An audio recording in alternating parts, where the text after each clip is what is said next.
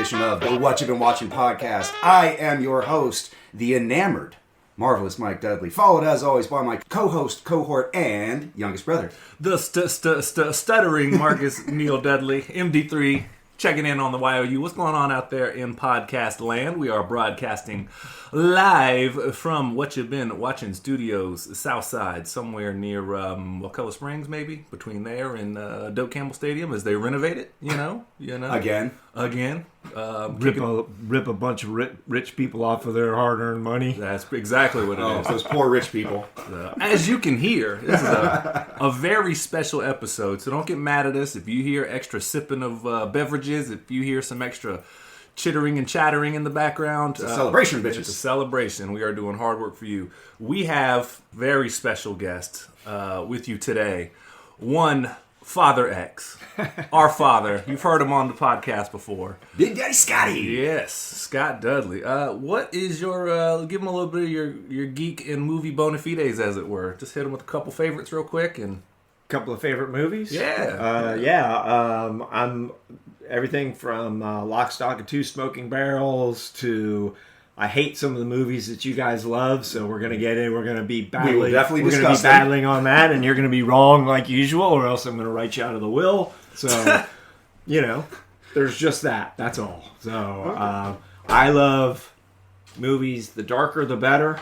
And, yeah. Okay. so dark movies. All right. So we know which way this one's going to slant. All right. So if you can't tell, we are joined together for a momentous occasion. It is our annual brackets breaker. But before we get into it, just a little bit of housekeeping. We got to give a big shout out to Kesta. Always bright. Always bright for the intro music. You can always, please, we really genuinely appreciate it if you write us in at whatchabeenwatchingpodcast@gmail.com. Where else can they find us, my brother? They can find us online at facebook.com/Dudley Bros Podcast. Or, we out there in the streets. They can find me at the gas station. Glory hanging hole. out. Yeah, exactly. I was feeding turtles at Lake Ella 2 days ago. Not one of y'all approached me. I was shining shoes on the corner for a nickel apiece. Dad, you jumped right in on that bit. That's one of our favorite bits of it. I've listened enough. I think I get the tone and tenor of this. Foolish nonsense. Well, what we are here to do today, we have collaborated, we have divided, conquered, tabulated. Coagulated. That's right. Today we are doing our March Madness bracket. So, and the category today, if you haven't already picked up by the title that's probably put in Spotify or wherever you're listening to this, we have assimilated the best 90s movies. And we have 64 of them. And let me tell you, some of your favorite movies that you're going to scream at us about, why did that not make the list? I challenge you to Google or look up all of the movies that came out in the 1990s and whittle it down to 64. Amen. It is really challenging. We were thinking of them after the fact, and we thought we had covered them all, and then we had 250. It's honestly because you're spoiled for choice. It'd be like trying to choose the best basketball players of all time. Of course, you're gonna run through Jordan's definitely in there, Pippen's in there, and then you start working down the line, and it's like, well, but does he kind of top over that guy? Does he really deserve the spot I'm giving him? It gets hard. We are also trying to we were going to do best comedy of the 90s, but then we realized that so many movies have the same flavor in that genre. You know what I mean? Whatever was hot they would make 6 of those. And so even if you found it funny, it's we need the new Ace Ventura. And so I was going to say, and probably it would just come down to a 5 actors. A battle between Jim Carrey and Mike Myers. So Adam Sandler. Adam Sandler, yeah. We're already named the top 4. There you go. So this was really tough. What are our qualifiers for this? What was it we decided on? We're making this up as we go still, but it was impact, the cultural impact that the movie had. Quite frankly, just our opinion of the movie. Right. Aesthetic, how good of mostly a movie. that. Right. Yeah, mostly that. Mostly. And then just how 90s it feels. You know what I mean? Right. That's one of the deciding factors that we decided on. And yeah. Some other things. We're trying to focus on movies that could only exist within the time frame of the 90s being what it was. Or just movies we like that came out in the 90s. It's a Fuck nuanced. You do a podcast. It's a nuanced discussion it's a rich tapestry. It is a rich tapestry. So without any further ado, do you need to plug any promotions or anything before we get into it? I think we've adooed all we need to. There we go. All right. Ladies and gentlemen, go onto the Facebook page. There will be a bracket out there. You can play along at home. We're going to post it. It's already been posted by this point. I'm very sure of that. So we're going to start in the top left corner. How we're going to do this time, I usually jump around a lot. We're just going to handle one entire bracket at a time. Sure. All right. So all of the north, all of the east, all of the west, all of the We south. shall call them bracket 1 is on the left. Bracket 2 is the top right. Bracket 3 is on the why bottom can't left. bracket 2 be on the bottom Because left? we're not doing that. And bracket 4 is going to be on the bottom right. There you go. So, and I'll change up the names here and there, but I'll let you know where I'm at. So, anyways, it was very hard to do this. There's not a lot of difference between 4 seed and a 10 seed on a lot of these. Sometimes. Well, it was also Sometimes. hard because the age differential too. A lot of my favorite movies from the 90s are not your favorite movies. You guys love Teenage Mutant Ninja Turtles.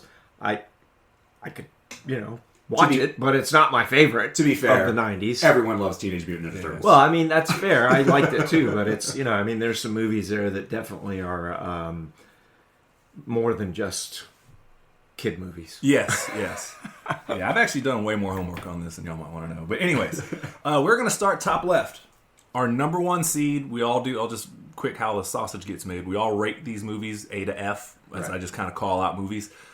All the 1 seeds were unanimously like A or A pluses. Right. So Right. this one, we're going to start top left. Our number 1 seed, Shawshank Redemption. Woo! Going up against American Pie. Now, American Pie needs to be on this list. Agreed. But this is what we call a bad matchup. Yep. This is what we call a slam dunk. I mean, if American Pie was going up against any other comedy of the 90s, it might stand a chance. But there's just no way it's going to survive going up against the I'll be Shank. hard pressed to not put Shawshank Redemption in my final 4. To be honest, That's why it's a 1 seed. So okay. predetermined. I will say that was that American Pie, although it's not going to move on, obviously. I think we're all pretty unanimous on that. That was the Porky's of our generation. That was the raunchy sex comedy that sort of and unified. she had wonderful boobs. Thank God for Shannon Elizabeth's boobs. Yep. Yeah. No, that movie to me, it came out a little bit. I was in like early middle school, so I wasn't quite going through the teen. So The raging hormones. yeah, I was getting there, but it wasn't quite there yet. And so it was a little bit lost on me. And quite frankly, I appreciated it more later, but when it first came out, I was like, it was okay. Right. Like, there was one funny joke that the one time at band camp that got spoiled for me. Yeah. And so with that punchline being, which is a really funny moment, but it kind of, outside of that, there's memorable moments. Everybody knows Stifler's mom. Jennifer Coolidge, who attributes, she said her body count skyrocketed after that movie. I'll bet. Obviously, some people don't look at warm apple pie the same way anymore. It introduced us to who I personally find very funny, Sean William Scott. That's right. So, it had a good cast, but this is There's a bad no way it's matchup. going to top out Shawshank Redemption. I'm glad it made the list, though. Truly.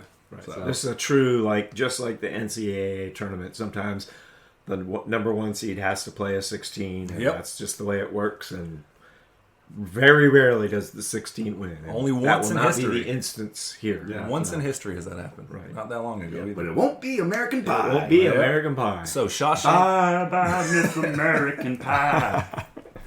All right, Shawshank Redemption. Moving on. We're going to go straight down the list. Ooh, man, you guys are cold-blooded. A 9 seed. We're natural-born killers, Marcus. I know, right? Versus an 8 seed. We have the movie Heat as a 9 seed taking on Rush Hour, the 8 seed. All right. Michael, I'm going to let you start us off here. I mean, as much as I like Rush Hour, and as much as I think that movie was the movie that finally catapulted Jackie Chan into American stardom, it's not going to pass. It's just not going to hold muster. Okay. What do you think? I want to hear what you have to say first. Oh, you're supposed to be the decider. That's why I want to hear what you have to say first. There's a lot I could say about Heat, but if it moves, I'll save it in case it's in. I'm a huge Rush Hour fan. I think in terms of pure entertainment, if you go to a movie theater, it is hard not to be entertained by that movie. Oh, yeah. And at the time, Chris Tucker was like the biggest star in the world, which a lot of people don't know. He's like, his box office ask was just like, hey, it's going to be X amount just for me to do the movie. Right. In terms of just pure entertainment, it's hard to beat Rush Hour, man. Yeah. It's really funny. Very quotable. It's, you know, It's spun three it's sequels. violent but not over the top. So like it's very Jackie Chan comedic violence. You know. And the smartest thing Brett Ratner did was he said, when they was asking Jackie Chan to be on board, and he said, "Oh, how do you want to do the action?" And he was like, "No, Jackie, how do you want to do the action? Right, Like, you're right, the right, Hong right. Kong legend here." Yeah, and it's, you know, it's classic buddy cop movie. So, but it's not gonna. There's no way it tops out over Heat. I mean, just the composition of Heat in and of itself is better than anything Rush Hour put on. De Niro, Pacino, Natalie Portman, right? She's in Heat? No, she's not in Heat. Is she? Oh, she might be. I don't know. Yeah. Oh, she plays the kid, right? Yeah. Oh, okay, that's right. She is. That's young Natalie. All right. Well, I have a lot to say on Heat, but I think you two want that to go over Rush Hour. I think so. I think it's All right. Well, I'll save that because I think a lot of movies owe a lot of things to Heat, but maybe Rush Hour can play in the NIT tournament. it should. Hey, look, Rush Hour. I watched that movie a ton of times. Oh yeah, Like, that movie is highly, highly entertaining, and I'm a diehard Jackie Chan fan. So I'm glad that the era of Jackie Chan that I was raised in was represented in the tournament in some way. But we're gonna move Heat ahead. All right, going straight down the line here. This is like two polar opposite films. This is my first time seeing the final bracket, so I don't know these matchups. We have a 5 seed in the movie Titanic, and you might say, how is that a 5 seed? And it's quite frankly, like I said, some of these when we were doing the seed is just how do we like the films. Right, We don't right. just go to Time Magazine or Rolling Stone and just go copy paste, here's the top 100. Right. So our opinion of the movie kind of helps the seed. I want to clarify right here. Okay. Hold on, let me tell the matchup first. We have a 5 seed in Titanic and a 12 seed in The Fifth Element. So I just want to say, Okay. I do not think that Titanic warranted a 5 seed. I hate that fucking movie. I hate it. I've never seen the entire thing. I've never been able to get through it. Spoiler alert: the boat sinks. Well, and he sits in freezing water for a half hour, which is literally physically impossible. So, and you know me, I want, even in fictional things, I want a little bit of reality. Which is why you're going to vote The Fifth Element over Titanic. Yeah, because at least it's completely science fiction and all. I mean, there's no, Like, it's not established its intended own to be. rules. Yeah, it's established, instead of trying to pretend it's a legitimate movie and then like breaking all the laws of physics and thermodynamics and body heat and whatever. You're going to find out that when we were making this, our father was constantly like, I think the words historically accurate were brought up more times than you would care to admit. It matters.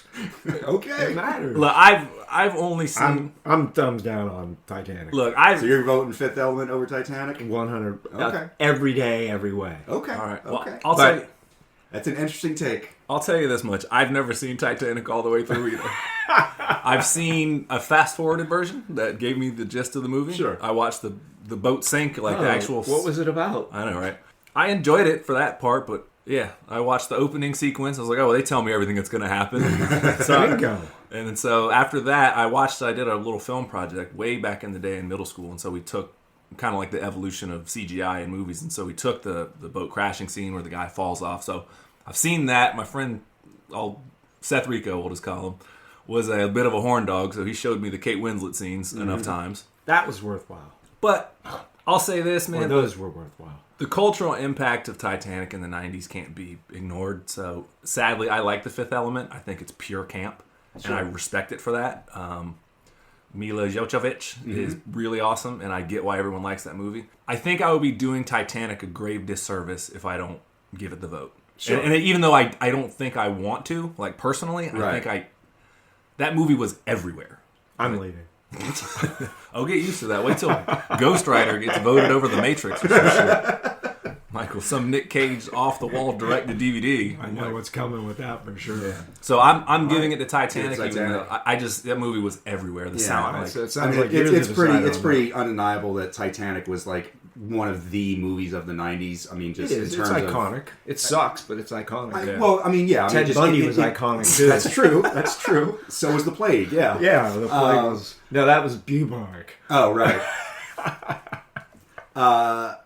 Yeah, I mean, just one of the top grossing films of all time. I mean, number 3 one still. of James Cameron's like cinematic masterpieces. But if you ask me which one I want to watch right now, it's going to be The Fifth Element. So I'm going to go for The Fifth Element. That's the most Matthew Dudley argument. What do I want to watch right now? So Fifth I mean, Element? every time. Yeah, I mean, like I'm not mad at it. Again, Titanic has no impact on me. I've never seen. no, it had an impact on that iceberg. Richmond State just upset Kansas here, so All right, let me just say for the people at home, The Fifth Element is moving on over Titanic. Goddamn right. Please, as well it should. please write us in at whatyou've-been-watching-podcast@gmail.com, and just in the subject line, just write pure ire, and I'll be sure to Dear assholes, I'll be sure. I have opinions too. I'll be sure to get those to Father X and M Daddies. Okay, we're gonna move on here to our next one, straight down the list. We have Sin of a Woman Okay. versus a 4 seed in Saving Private Ryan. I'll go first. I mean, as much as I like Al Pacino's performance in that, I think it's a really ham-fisted, and that's saying a lot coming from me. I didn't know that you actually recognized it. Oh, I recognize it. I can recognize it. I choose to ignore it. Oh, snap. Cheers to that. But that being said, I mean, it's Saving Private Ryan. It's a cinematic masterpiece. It's one of Steven Spielberg's best movies ever made. Historically accurate. Amen. Thank you. And that matters. And also a really good, story with heart. I have a few flaws with it, but I'll save those for later in the round. But When it advances to the final four, you mean? sure. That's also when I saw that matchup. Private Ryan's going to Final Four for me. If I have any say over it, which I do, I'm one of the 3 votes. So, All right. so Well, he's going to give out. Dad's trying to give out the Final Four. That's a teaser. It's a teaser, pops. Which means now I have a mission to destroy it. Yeah. I got to give it to Saving Private Ryan, but just to say something about, I'm glad that Al Pacino, that was his first and only Oscar win. Oh, was it? Yeah. He didn't get one for Heat? Nope. So big shout out to that movie. Wait, did he do Heat and then Son of a Woman, or was it reversed? No, he got it for Godfather too, didn't he? He didn't get anything. No Al Pacino Godfather for. I can't believe that.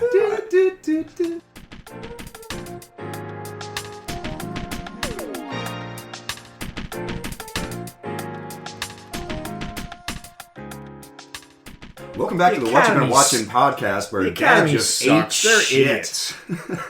Yep. If you hear that static in the back, that's Marcus's smugness. Yeah. Think about Here's that. what he was nominated for. He was. I mean, look at that list. We'll start at the beginning. He was nominated for Best Supporting Actor for The Godfather, Best Actor in 74 for Serpico, Best Actor was nominated in 75 for The Godfather Part 2, Best Actor in 76 for Dog Day Afternoon, Best Actor again in 1980 and Justice for All. 1991, I love this one. Best Supporting Actor for Dick Tracy. Get the fuck out. That's serious. 1993, Best Supporting Actor, Glengarry Glenn Ross. Yeah. 2020, Best Supporting Actor in The Irishman. And 1993, Best Actor, he won for Son of a Woman. I'll be damned. I just still can't believe that. Yep. I'm looking at it. People are like, Leonardo DiCaprio got nominated 6 times before. Yeah, I know. Right. Talk to Al Eat a Pacino, dick. buddy. Yeah. Well, we can't all be Meryl Streep. I mean, Yeah. Dog Day Afternoon was an astounding movie. Well, we're going down that rabbit hole another day. Bring you back. We should have a podcast about just Al Pacino movies. We're going to do... You feel free to start that up and run that at any time you want there, sir. Why? You don't like Al Pacino? No, it's just I don't want to do the work. I'll do it. Yeah, you can come on and be a guest anytime. We like when people give us premises. That's right. Shit, we got to fill time somehow. So, I just wanted to give a shout out to that. That was Yeah. one of the greatest actors of all time in his Oscar-winning role. So, Chris O'Donnell held his own against that. But watching him stumble around, be blind, and talk about women is so It awesome. was a little over the top, that movie. Oh, yeah. It was- I mean, it was a lot over the top. And so I enjoyed Well, it, but it's it not wasn't advancing one. anyway, so. It wasn't one I would watch again. Yeah. All right. Well, advancing over Son of a Woman is Saving Private Ryan. All right. In our next matchup, we have the animated classic Toy Story Ooh. going up against the rebirth of the teen slasher, Scream. Damn, that's a hard mashup because those are two completely different movies, but they're both valuable for vastly different reasons. I mean, Toy Story was a blockbuster. That was a game changer. But then so was Scream. Shit. It's like a mirror darkly, you know? I'll say this. Nice reference. I like that. I think Scream was more the rebirth of what was really popular in the 70s, minus a lot of like the boobs and gratuitous like nudity. But it was very much so, I know, right? But it was very much so the rebirth of that through Wes Craven kind of just like, hey, you know what we're missing? And he found a niche in the market and was just like, hey, this is missing right now. Sure. Horror movies were not doing that well then. They were becoming more and more like the 8th Halloween movie and Yeah. Nightmare on Elm Street 7. Yeah, and it really, he did change the game by taking all the tropes and stereotypes and flipping them on their head. I mean, literally, there's a scene where Jamie Kennedy's character lays out the whole, like, this is how you survive a horror movie. You know, no beer, no sex, no drugs, no violence, no go in a room by yourself. Right, I'll be right back. Yeah, exactly. Tell them the story of when Michael suggested you go see Scream, because I'll be fully candid, that movie actually scared the crap out of me. And when I would walk your dog at night, I would get scared, and I would try to briskly walk home. So it actually messed me up for a little bit. I've never been a horror like fan, really. I don't like being scared. It makes me want to scream. I just don't like horror movies. I mean, I've seen some, and we'll get later to Silence of the Lambs, which basically almost gave me a mental breakdown. But it's I just don't. So for me, that is like, I don't know. You just don't. But do you remember the day that we went and saw that? Oh yeah, and you guys told me, oh, you'll like it. You'll like it. You always say the word "we" there. I had never seen the movie. This is him across from me. Right. I think Michael and Matthew and I. They were. I don't think Matthew had already seen it. And they did. And they convinced me that it's like, it's not that bad. You'll enjoy it. It's wasn't that bad. It was more of a comedy than anything. It was not comedic at all. Hearing him scream like a frightened girl in a thunderstorm. I think I watched most of it like with my hand over my eye. And you like every once in a while I'll spread my fingers to see, like, tell me when this scene is over. Do you remember what the very first thing you said when you walked out of the theater was? I hate you. And I'm never seeing a movie with you again. You lied to me. He was heartbroken. It was a win for Michael that day, though. It was. Anywho. All that being said, I appreciate Scream for what it is, but man, Toy Story is a behemoth. It birthed. And I actually had never seen Toy Story, but in preparation for this, I watched it. Look at that. Really good movie. It's Homework amazing. Done. I did some homework, and it's brilliant. It works on a bunch of different levels. It's an amazing movie. Wait till you get to Toy Story 3. Well, I don't know that I'll do that, but They're consistently good. Yeah. It's more of the same, and I mean that on the best level possible. I mean, just the character development in a cartoon. You're like, you actually care about these cartoon characters. It's not like, Muggsy and Floppy doing whatever. You're actually, like, you care. It's pretty cool. Yeah, it's got a lot of heart. Toy Story is amazing. Yeah. So. I'm voting Toy Story on this one, and that's no disrespect to Scream. Well, then I'll give it to Scream just because I think it deserves a vote. Because you're a contrarian? Yeah, sure. But also, it deserves a vote. I don't want to see it get shut out. I heard that. Okay, so Toy Story's moving on over Scream. In our next matchup, we have two indie comedy giants of the 90s. Uh-oh. We have, in a 6th seed, we have Kevin Smith's Clerks You know which one I'm voting for. versus Mike Judge, Office Space. Michael's just ready to talk about Clerks, so go ahead, buddy. No, I mean, what can I say that I haven't said before? This is Nothing. literally. You've talked so much about it. There's actually no words in the English language that are available to you. Zero. So we get it. Okay, Clerks. I mean, he's not wrong. My entire life, all I've ever heard you talk about was Clerks. Okay. And, yeah. Kevin Smith and Clerks. Like, I likes what I likes, man. I know it's good, but there are no other words. So what do you think? I'm curious what your thoughts To be fair, that was the movie. That got me into like studying the art of film and like sort of understanding how the intricacies and really appreciating like editing and storytelling as far as just like, wow, it had moving parts and it was blah. All right, fine. Fuck you. What's up? What do you want to do? He did the cardinal sin that we do at what you've been watching. Ask a question, and then the other person will tell you how they feel about it. No, I have nothing Fitting to right say in. other than blah blah blah. All right. I got to talk about Office Space because that movie was rented at a party one time, and the people I was with loved it. It was Phil. Shout out to him if you're listening. I know you will one day. Phil Fournier and Nolan Cartwright and Mike Bailey and the fellas. Probably don't need last names, but that's okay. Whatever. You can beep them. Great, more work. Whatever. Well, how about this? We'll just take it from here. That movie was rented, and I watched it with some fellas that I was in a middle school band with, and they had all seen it, Sure. and I had not. And Office Space, I died laughing. Yeah. Man. Like it is the cult classic of cult classic comedies to me. It's underappreciated on so many levels, but I don't know anybody that doesn't like that movie. Sure. The answer that God, what's his name? He played Batman in The Brave and the Bold. DJ Bader. Yeah. The answer he gives, he says, "What would you do if you had $1 million?" And he's an old construction worker. He sits up and he goes, "You know what I'd do? I'd do 2 chicks at the same time, man." And that's the answer.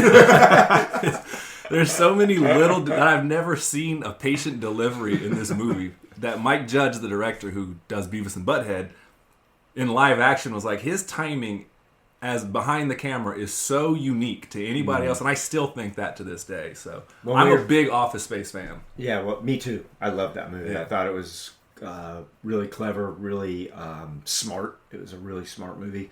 Bill Lumbergh. What's that? And Bill Lumbergh. Right. And it was. Yeah, we're going to need you to come in on Yeah. I mean, yeah. No, it was. It was super smart. Yeah, I like that movie a lot. And, yeah, I like it. So that's what I'm voting for. You're voting for Office Space? I had a lot more to say about it, but I'm not now. Oh, okay. Yeah. Well, you No, might no, be. I don't want to. We have a lot of movies to go Yeah. through. So Office Space seems to be the, I'm upset. This is one of those matchups where I think Office Space deserves to go further. I really do. But I don't think I can give it the vote over Clerks, though. Oh, I thought you were going to break my heart for a minute. You're going with Clerks?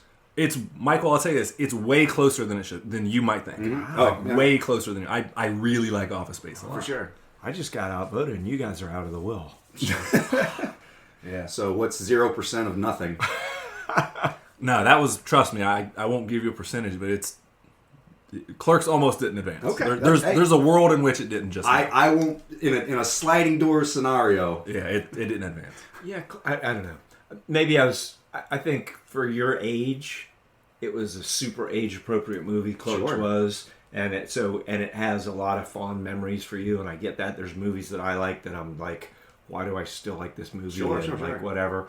But it was, for me, it was, those movies are what stick with me. And so I get it. You watched it at a time that was, the soundtrack's a decent soundtrack. And Sure. so, He's about to make me convince myself to take my vote back. You're lucky I wrote it. You're lucky I wrote it in pen. But You're ruining this. When you said the soundtrack, the damn it feels good to be a gangster. I mean, one that you don't really know. No, you already wrote it down. I We're know I moving did. on. But then Moving on. the scene where they mess up the copier. Yeah, Back that's up in your awesome. ass Yeah. with See, the and resurrection. smash the computer. Smash the printer. computer. The printer. That's pretty amazing. So. Yeah. But remember Anyway, when but I Jay understand. said the thing and we Yeah, all no, laughed? I didn't really get Clerks the first time, but I definitely get it now. So Well, I have further talking points, but I'll save You're it for when good. it's really Yeah, getting when challenged. it's important, when It's- you're trying to lobby us Exactly. to move something I got past the... I got a few grenades The I need to junk throw in some around. bunkers. yeah. All right, no, but like I said, there's a world in which Office Space Okay. just advanced. So, anyways, to our other, moving straight down, we have another one, in my personal opinion, one of the best independent films of all time, versus just a Spike Lee just behemoth. Uh-oh. We have Friday, and I don't know how y'all changed this matchup from where I had it originally in the draft, but You asked us to do it. You're bud. good. You're good. No complaints here. Just curious. We have Friday. That sounded accusatory to me. It might have been a little bit. A little bit. I appreciate your tone, sir. We don't appreciate your tone. Anyways, we're doing Friday versus Malcolm X. You want to take over? Man, this is mostly Malcolm X is on here because Denzel. I don't know how he didn't get an Oscar for that movie. Like he's in damn Same near. way Al Pacino didn't get one for the fucking Godfather. It's because Robert De Niro got one for Godfather 2, and they don't Doesn't like matter. the double dip. You can give... You can ask the Academy about that. There's enough categories. Everybody can win. Yeah. They all get a participation trophy. I just hope everyone has a good time. No, Malcolm X is the jam. What are you, though, Taylor man. Swift? Wish. Really? You want to date Travis I'll be Kelce? getting that Kelsey dick. Oh man. But yeah, no, Malcolm X is a good movie. It's a little long, but I get it. And Denzel crushes that performance. But like, man, Friday is every single person I know my age has an appreciation and love for Friday. Mm-hmm. And again, that was a movie that I don't know if Dad knows this, but I had never seen it before, and I again didn't really get it. But there were really funny parts in it. There's a reason you didn't see a lot of scary 'Cause movies at my house. Well, Friday is not a scary movie. It was a comedy, but it Not was Friday the 13th. Friday the Oh, Ice right. Cube. Okay. my Ice bad. Cube and okay, Chris yeah, Tucker, yeah, Ice yeah. Cube. Okay, right. My bad. I was thinking the scary one. I was like, No, no. yeah, you didn't see it at my house. No, Friday is Ice Cube Yeah. and Chris Tucker and them. Where he takes a poop on the lawn. Yeah. Yeah. Hey, Smoke's taking a shit. taking a poop. Yeah. But I That was didn't. on TV the other night, by the way. I didn't really get it at first, but I'm so glad I did. Like that movie was. It's a big part of who I am right I now. thought it was silly. It just, Yeah. I mean, there was a lot of. I mean, it was relevant, but in terms of like trying to get an insight. But I think that they tried to dumb down the. I'm going to say the black experience, like I have any knowledge of the black experience. Tell me more, Whitey. Yeah, but I mean, it just seems. That's what we do on our podcast. There's a lot of silliness in it. That's like the whole pooping in the lawn. Sure. Hey, taking a poop, and it just seemed. It played it. It seemed like it tried to play to a lot of lower common denominators, and when you think about that versus like. I don't know. It's just yeah. Versus Malcolm X. I mean, and yeah, it was a long movie, but guess what? There was a lot to cover. Yeah. And by the way, and I'm going to throw this down, it's fucking Black History Month. So go ahead, vote against Malcolm X if you dare. Well, Friday is a black movie as well, written by a black man, directed by F. Gary Gray, shot in South we Central. can say Malcolm X seems a little more relevant. I'm gonna vote Friday, Man, but I had Are to you on get, Malcolm X? totally. Oh, this is actually a really hard decision for me. I mean, listen. I mean, I hear your points about Friday. It is silly. I would argue that it's basically the updated version of Ferris Bueller's Day Off. Yes, the black version, if you will. I mean, sure, but I mean, man, to go against Malcolm X though, I mean that's because I got more ammo. I just don't want to bring it out. I understand. Just the problem is that as much as I love Friday and as much as I have good memories of watching it and it's a super quotable movie, Denzel Washington's performance In everything, by the way. most things. We'll But- talk about that later. Sure. I'll set up another Denzel Denzel versus Pacino bracket. Denzel-a-thon. Pacino-a-thon and a Denzel. I've never seen him be bad in anything. He's been not as good. in other Yes, things. exactly. I've never seen him exactly. be bad. Right. Which I've never says walked a lot. away being like, wow, he sucked in that. Right. Yeah, just the problem is that I'm kind of torn. Is Malcolm X a good movie, or is Denzel Washington's performance so good that it carries the movie? And that's kind of what I'm trying to rattle around in my head right now. I'd like to think that it's a good movie. I mean, it's really well put together. Yeah, I'm gonna have to edge out Malcolm X over Friday, but by the thinnest of margins. If you ask me which movie I want to watch right now, Friday. I got more ammo for Friday. Do I really want to dunk on it? Or? I mean, now's the time. It's getting pushed out. it spawned a franchise. And the first Friday actually has a lot of heart, though, in terms of, like, the moral of the story is, like, when he, Pops is like, oh, I got a gun, now I'm a man, I'm going to go get even. And he's like, put your fists up, fight him like a man. Like, That actually was a good scene. then he's like, now you're a man. He's like, whether you lose the fight or not, You live. yeah, you live to fight another day. And so the moral of Friday is one that I always appreciated because they stuck the landing. It's very silly, but the movie actually has a lot of heart. So I just wanted to say that about it. Okay. But I think Malcolm X is still probably moving on, though. Yeah, I mean, as much heart as Friday has, I think, or message as Friday has, I think Malcolm X has probably a clearer heart and stronger message. Yeah. Be Magneto. Okay, our final one of this bracket, we have Mortal Kombat as a 15 seed going up against Martin Scorsese's Goodfellas. I mean, I'm going to vote Mortal Kombat. No, not really. I was going to say, I literally was stunned into silence. I didn't know if he was going to be serious. I want to vote Mortal Kombat. For the soundtrack alone. Yeah, for the importance of that movie to me. But now that I'm older, Goodfellas, yeah, I mean, that's Goodfellas, man. And I could shit on Goodfellas later, but... Save it. Yeah. Believe me, you'll have plenty of opportunity. I love Mortal Kombat, though, man. That movie still holds up, dude. I think if you would put that against any other action movie, it might have stood a chance. Or even some of the comedies, it might have stood a chance. But it's fucking Goodfellas, man. Goodfellas, like, exactly. the scene where they walk into the restaurant. You don't got it, yeah. I know where you're going. Goodfellas. Say something nice about Mortal Kombat, Dad. That's my... Say I something. can't. All right, well, okay. I'll do it for you. In the sense of... I didn't see it. Well, if we're only talking movies, and I'm going to pull this card later, so remember, but there's a slight flip to it. Isn't it a game? That's the thing, is if we're talking about the cultural impact of Mortal Kombat, the game was so popular that it spawned a movie. Right. Now, remember that, because later I'm going to flip it for something else. But the movie was so I'm just good. going to put that in my pocket right here. Where the movie gives itself, heads up on it. right? Where the movie itself spawned a video game, and then the video game itself. But I can't give Mortal Kombat the movie video game credit. You know what I mean? Because the game was first. The game was first. So, right. But yeah, Mortal Kombat rules. But Goodfellas. All right, we're gonna move on to bracket 2. Oh my gosh, y'all went for a slam dunk. Y'all added a movie we forgot, and y'all put it at the top of the shelf. We did. We have Silence of the Lambs. Oh, we're going to the right bracket number 2. Sorry, top right in bracket number 2. And on 1 seed, we have Silence of the Lambs versus the 16 seed Hook. Silence of the Lambs to me freaked me out so bad. Like, I couldn't sleep for days after seeing that. I looked under the bed. I didn't trust anybody. How old are you when it came out? I was in my 30s. Serious. I wasn't a kid.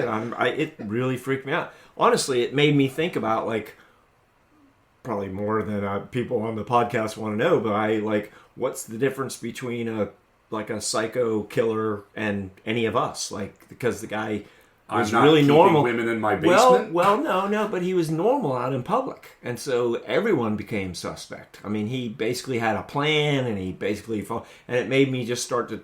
I was like, oh my god, this guy just asked me. This guy asked me for change. He wants to take me in his truck and kill me and keep me in the tunnel. I mean, I lost my shit on that movie. Wow. It was a heavy duty movie for me. So talk about impact. It did not. It took about 3 days for me to sleep. I was looking under beds. It scared the shit some out of those me. horror stories. I need more of those now. Seriously. So, Silence of the Lambs, one of the best ever. And Clarissa. Oh, man. Just, Clarice, yeah. Just... I'll say this: Hook deserves to be on here because it was a big movie. Yes. This movie does not hold up. Hook? I ripped it apart on a couple podcasts ago. Yeah, Is that Dustin Hoffman? He plays Hook, Captain right? Hook, Yeah, he right? plays And then Captain Robin Robin Williams, grown-up Peter Pan. Yeah, it doesn't hold up. But like then you think. we get Rufio. yeah, I was gonna say, or what's her name? Not Juliette Lewis, Julia Roberts as Tinkerbell. I mean, it doesn't hold up, man. To me, it's the whole. Well, I'm grasping at straws. I actually like her now more than I ever have in the past before. Really, I like her as an older. She's a lot more Meryl Streep kind of.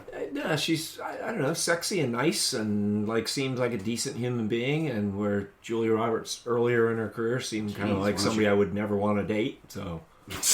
If it's any consolation, I'm pretty sure she wouldn't want to date you either. So she just hadn't met me yet, right? Yeah, no, I think Hook. I'm glad it made the lists because it was very 90s, but like that doesn't hold up, man. Yeah, none of it makes sense. That's one of. Why'd you leave? Oh, there he is. Like, it makes sense. Yeah. Seriously, watch that scene where he smushes his face back and he's like, "Oh, there you are, Peter." I cried. I'm not gonna lie. So Silence of the Lambs is moving on. Right. Speaking of also when he mushed his face, yeah, in, I was like, I was about to say. Speaking of mushing faces. All right, so we're going to move down to the 9 seed and the 8 seed. We have Natural Born Killers up against the Addams Family. "Oh no." Now you know the Addams Family is a what you've been watching family favorite here. Yeah, it's a favorite period. That's a tough one. I'll go first. I'm not that big of a fan of Natural Born Killers, to be honest with you. I think I've always talked about it before, where I don't mind smut, but sometimes it's just smutty just to be smutty. Sure. And like the whole point of it is like, ooh, look how much the media is obsessed with violence, and like that's the whole theme of it is to like be satirical about the hyper all the attention that hyper violence gets on the media, and in the process of doing that, it just misses the mark entirely and just becomes kind of. You think so? Oh, there's like 3 million cuts in that movie. I appreciate the fact that they lay in other media while they do it, like the realities go to black and white or in color of what they want to do, but that movie's just a frenetic kind of mess, and like the message is lost, and then it just promotes the thing that it's trying to poke fun at in the first place, and it becomes up exactly the thing that it's trying to like open your eyes to, and it's just I would argue miss me with that shit. I would argue that it starts off as a very like provocative thought piece, a thought drama, and then it moves very quickly into satire. And so like as the movie progresses, it becomes more and more and more like hyper satirical. Just my opinion. I agree. I think it hits the point by overhitting the point. Does that make sense? That's the point. Is to overdo it. Yeah. Just like the violence is over the top. The whole thing's supposed to be over the top. And that's cool if you want to make that your point. I'm sorry. I cut you off. No, it's cool. I was saying I understand the point of it is to overdo it, to go see, but like when you're beating the dead horse in a 2-hour movie, you're just like, I don't think that's one of the few things they didn't kill him. I think they did, actually. I think there was this dead horse at the end of it. But by the time you just beat it, it just makes for bad movie making, in my opinion. And interesting. It's not saying there's bad parts, but like everyone's a killer, and then it's just like, oh, look how we sensationalize this, and then you're just doing a cash grab off the sensationalist of it, and it's just it doesn't play for me. And admittedly, it is a little bit edgelord. I'll give it that, but I think that it's intentionally so. Yeah. So for me, it's not as big a miss as it was for you. Yeah. I saw it way later in my life, and I remember everybody as a joke. Ooh, and I don't think most of my friends had actually seen it. Right. Everybody lies when you're in kindergarten. Right. So that movie, I saw that movie so. And so I saw it when I was in my early 20s, and I was like, fucking, that was it? I'm glad you didn't watch it as a kindergartner. I think they all lied, don't worry. But we'd be visiting you in the Wakulla detention facility. In Chattahoochee, baby. Yeah, right. Chattahoochee, yeah.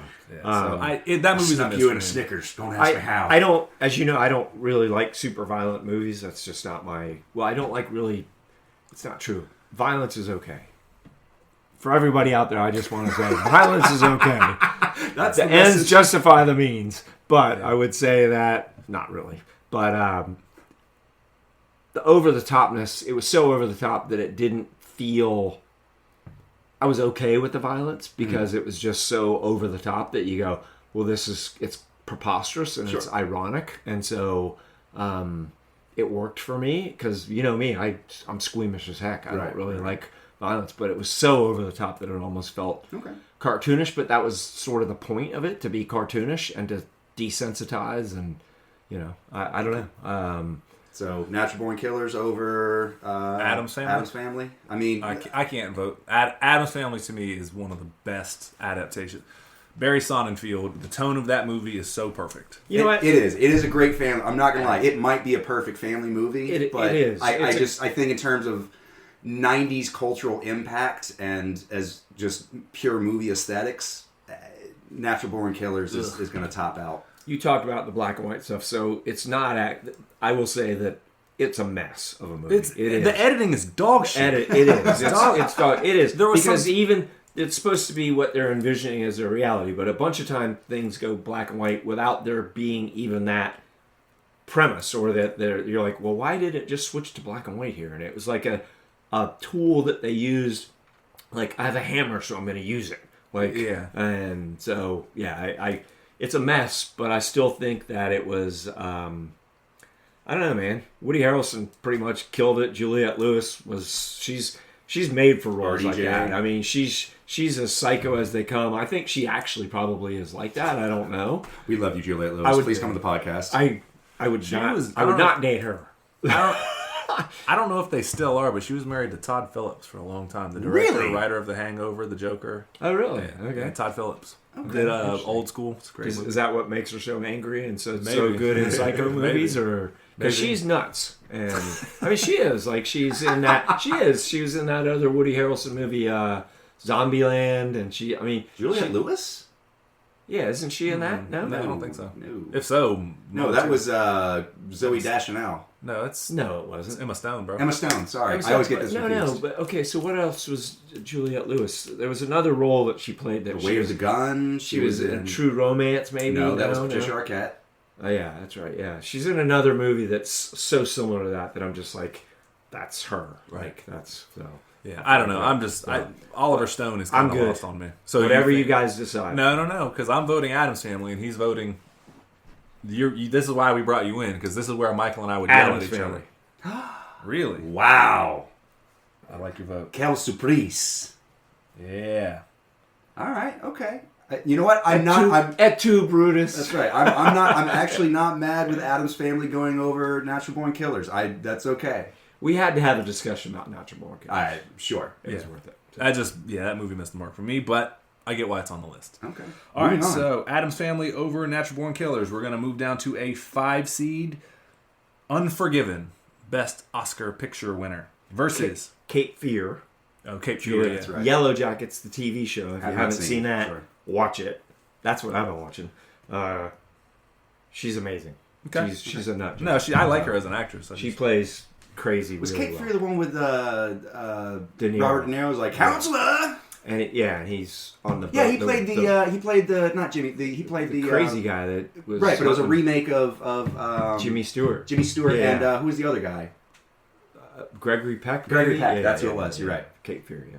Sorry, go ahead. No, you're good. You're good. That's what we do here. Tangents. California. She was in also Juliette Lewis. Moving on. Yeah. Right. I mean. I didn't know you liked And by the way, that was 1993, which should be on our list. So Nah. wait, everyone, time out. We're gonna stop We're gonna right here. We're gonna reconnoiter. re-bracket everyone. No, we're not. Sorry, No, we we'll see are. them all. That is definitely not happening. All right, so we have With a 5 K, by the way. 5 seed Unforgiven versus 12 seed Teenage Mutant Ninja Turtles. I feel like I'm going to be at the losing end of this one, unfortunately. You might have to be, quite frankly, because I know you as guys much as I love- like Unforgiven, and that's a spectacularly well put together movie, and It's one of the best Western movies ever. It's not just a spectacularly. You'll get your Western well dip. Hold together. on, we got more coming. Don't worry. Teenage I Mutant mean, just Ninja cultural impact. I mean, the Teenage Mutant Ninja Turtles cannot be denied on that. And as much as I probably will get flack for this, I'm going to put Turtles over. But it wasn't. Unforgiven. It was a cultural thing before it was a movie. They only made it a movie As a cash grab? as a cash grab. So you But can't also say that that it movie's drove. awesome. But you can't say it drove the culture.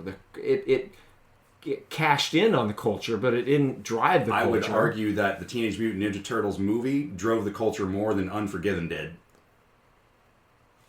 But only because it was cashing in on the Teenage Mutant Ninja Turtles, the cartoon that was Oh, out. well, what's going on there, comrade? I just. Are we not capitalist today? I understand what you're saying is that the movie is a byproduct of yeah. the popularity of the Teenage Mutant exactly. Ninja That's Turtles. what I'm saying. But also the popularity of the movie stands on its own. Like, for many people... How can it stand on of its own if because it's for already many on the people, shoulders of something else? Because for many people, the movie was their introduction to the Teenage Mutant Ninja Turtles. Well, those people are literally... idiots. I'm not arguing that, but I'm one of them, so... No, you watched the cartoon before you watched. And I also love the movie independently of the cartoon. It wasn't independent. You just think it was independent. The movie and the cartoon are vastly different. It's Teenage Mutant Ninjas and Turtles. Tonally, they are very different, actually. I understand that, but they're This is Teenage Mutant Ninja Turtles. this is the most Matthew. They're not that different. Well, Matthew, I'll save it for another one, but yeah. Man, I love you, Matthew. Where are you when I need you? No, Matthew would vote. He would Teenage definitely vote Teenage Mutant Turtles. wrong. You would lose on that one. I'm good. Whatever. No. Here's the. I just want to say, Unforgiven is a You guys really wanna good be movie. Idiots. I can't have the. I understand what you're saying in the fact of like they were popular before, but like I would be remiss if one of the most lucrative franchises in the entire 90s went out in the first round. Like it just. Oh, and Unforgiven wasn't lucrative Comparatively, no. No. It's wasn't, dollars to because they weren't standing on the shoulders of a cartoon series, and merchandising and everything. merchandising. Listen, they and all that had. stuff. Let me get the Unforgiven doll. They had Clint Eastwood. They had Morgan Freeman. They had Gene Hackman. Yeah. They had star power, and it still wouldn't. It still couldn't lace the boots of Teenage Mutant Ninja Turtles. Whatever. Okay. I know. I said as soon as this was introduced where this was going. It's not This a is knock. one of those bad brackets that I just. It's whatever. It's not a knock on Unforgiven though. It's not. I'm just It's really saying not. that. Go ahead. Children versus adults is that all I can say. Is like a mature, sophisticated view of the world versus a callow, shallow, infantile, not even a worldview. Oh man. No, Now it's definitely Teenage Mutant. He's going to No, insert. you're saying. Yeah, I was thinking. It's not a knock on Unforgiven though. It really isn't. If you knock them out in the first round, it's absolutely a knock on them. Well, guess what's happening? Yeah, I think Clint Eastwood just got ninja kicked in the goddamn mouth. By a fucking fake turtle. Goddamn right. Hey, boss. It's all good. All right, we got to move on. Unfortunately, Dad, I understand how you feel right now. I do. Go back and listen to a podcast where what was it? Then there's our sequels bracket where That's right. Michael and Matthew voted Ghost Rider: Spirit of Vengeance over The Dark Knight. And I stand by my decision, sir. Like, And I listened to that, and I felt your pain. Yeah, I was like, wow, in not real time because Yeah. I wasn't there, but Yeah. at In the least moment, real yeah. time in that moment. So- I was like, are they kidding me? and they weren't. I thought they were idiots for that, Marcus. They still might be. Yeah. I mean- I think they're idiots. So, It's looking at me. From you, Dad. I learned it from watching you, okay? All right. Keep it going.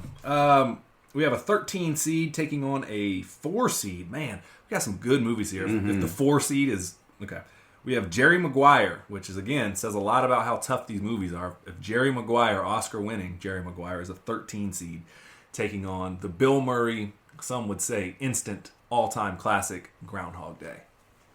Is it Groundhog Day or Hogs? Groundhog's Day. Okay, Hogs. Okay. no, it's groundhog. Singular. No. Groundhog's Day. Okay. Named after the, event that happens every year. Anyways. Anyways. I just had to give Jerry Maguire some love because, man, you couldn't escape this movie. Even it was like a little bit, I was a little too old for it. Oh, it is Groundhog Day. Oh, that was a slam dunk done behind the scenes. Look at the dick in my mouth. It's extra vinegary today, just for you. But no, Jerry Maguire was everywhere. The "Show Me the Money" that was huge. "You Had Me at Hello" was a huge scene. Who directed that? That was, I don't remember. We should do more research, probably. but yeah, Cuba Gooding Jr. won an Oscar for that. Yeah, Best Supporting Actor, Yeah. for sure, yeah. Yeah. Introduced America to Renee Zellweger. In the Chappelle Show, he goes, "Who the fuck is Renee Zellweger?" But it's going up against Groundhog Day. Which, to me, I'll be honest... Cameron Crowe. Oh, that was Cameron. That's right. I should have known That's that. right. That's right. It doesn't matter. It's going to be Groundhog's Day for me. As influential as I totally agree. as Jerry Maguire was, when I think of quintessential 90s movies, Groundhog's Day is literally an ongoing event for me right now. And In tomorrow. what way? And tomorrow. And the day after. And the day after that. And the day after that. All right. I'm a god. I don't think I'm the god. I don't think. All right, we ready? Yep. It's all right. So Groundhog Day moves in over Jerry Maguire. We're going to talk about a movie that Michael has not seen, and I will not accept the fact if he starts to say that he saw it this weekend because we just won't. All right, we have Schindler's List versus Home Alone. All right. Yeah, one's a movie about a psychopath with no remorse, and the other one's about the Holocaust. Oh my god. Which was the... Yeah, never mind. What a weird matchup. It's like virtuousness and kindness and love versus complete stupidity. I am not a Home Alone fan. Really? No, not at all. Not even close. It was such a gimmicky, What do you have against movie. Macaulay Culkin? It's because he was with Michael Jackson and he's used. Allegedly. No, honestly, I just don't. It was a silly movie. The idea that they left him at home and couldn't get home, we have airplanes. Like they didn't really notice their kid missing. Are you for real? And then there was a 2 and a 3. Was there a 4, by the way? Probably. Yes. But stupid, just absolutely ridiculous. You guys watched it as kids, and I sat there and watched it. And I was like, this is the dumbest movie I think I've ever watched. So, Schindler's List was beautiful.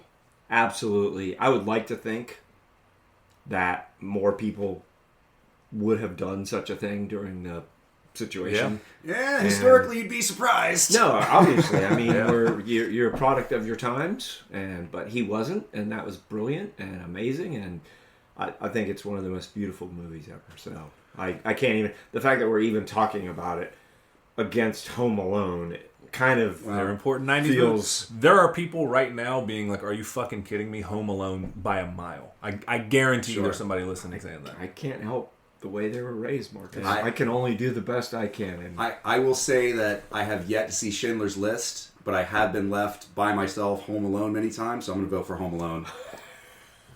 I was a latchkey kid.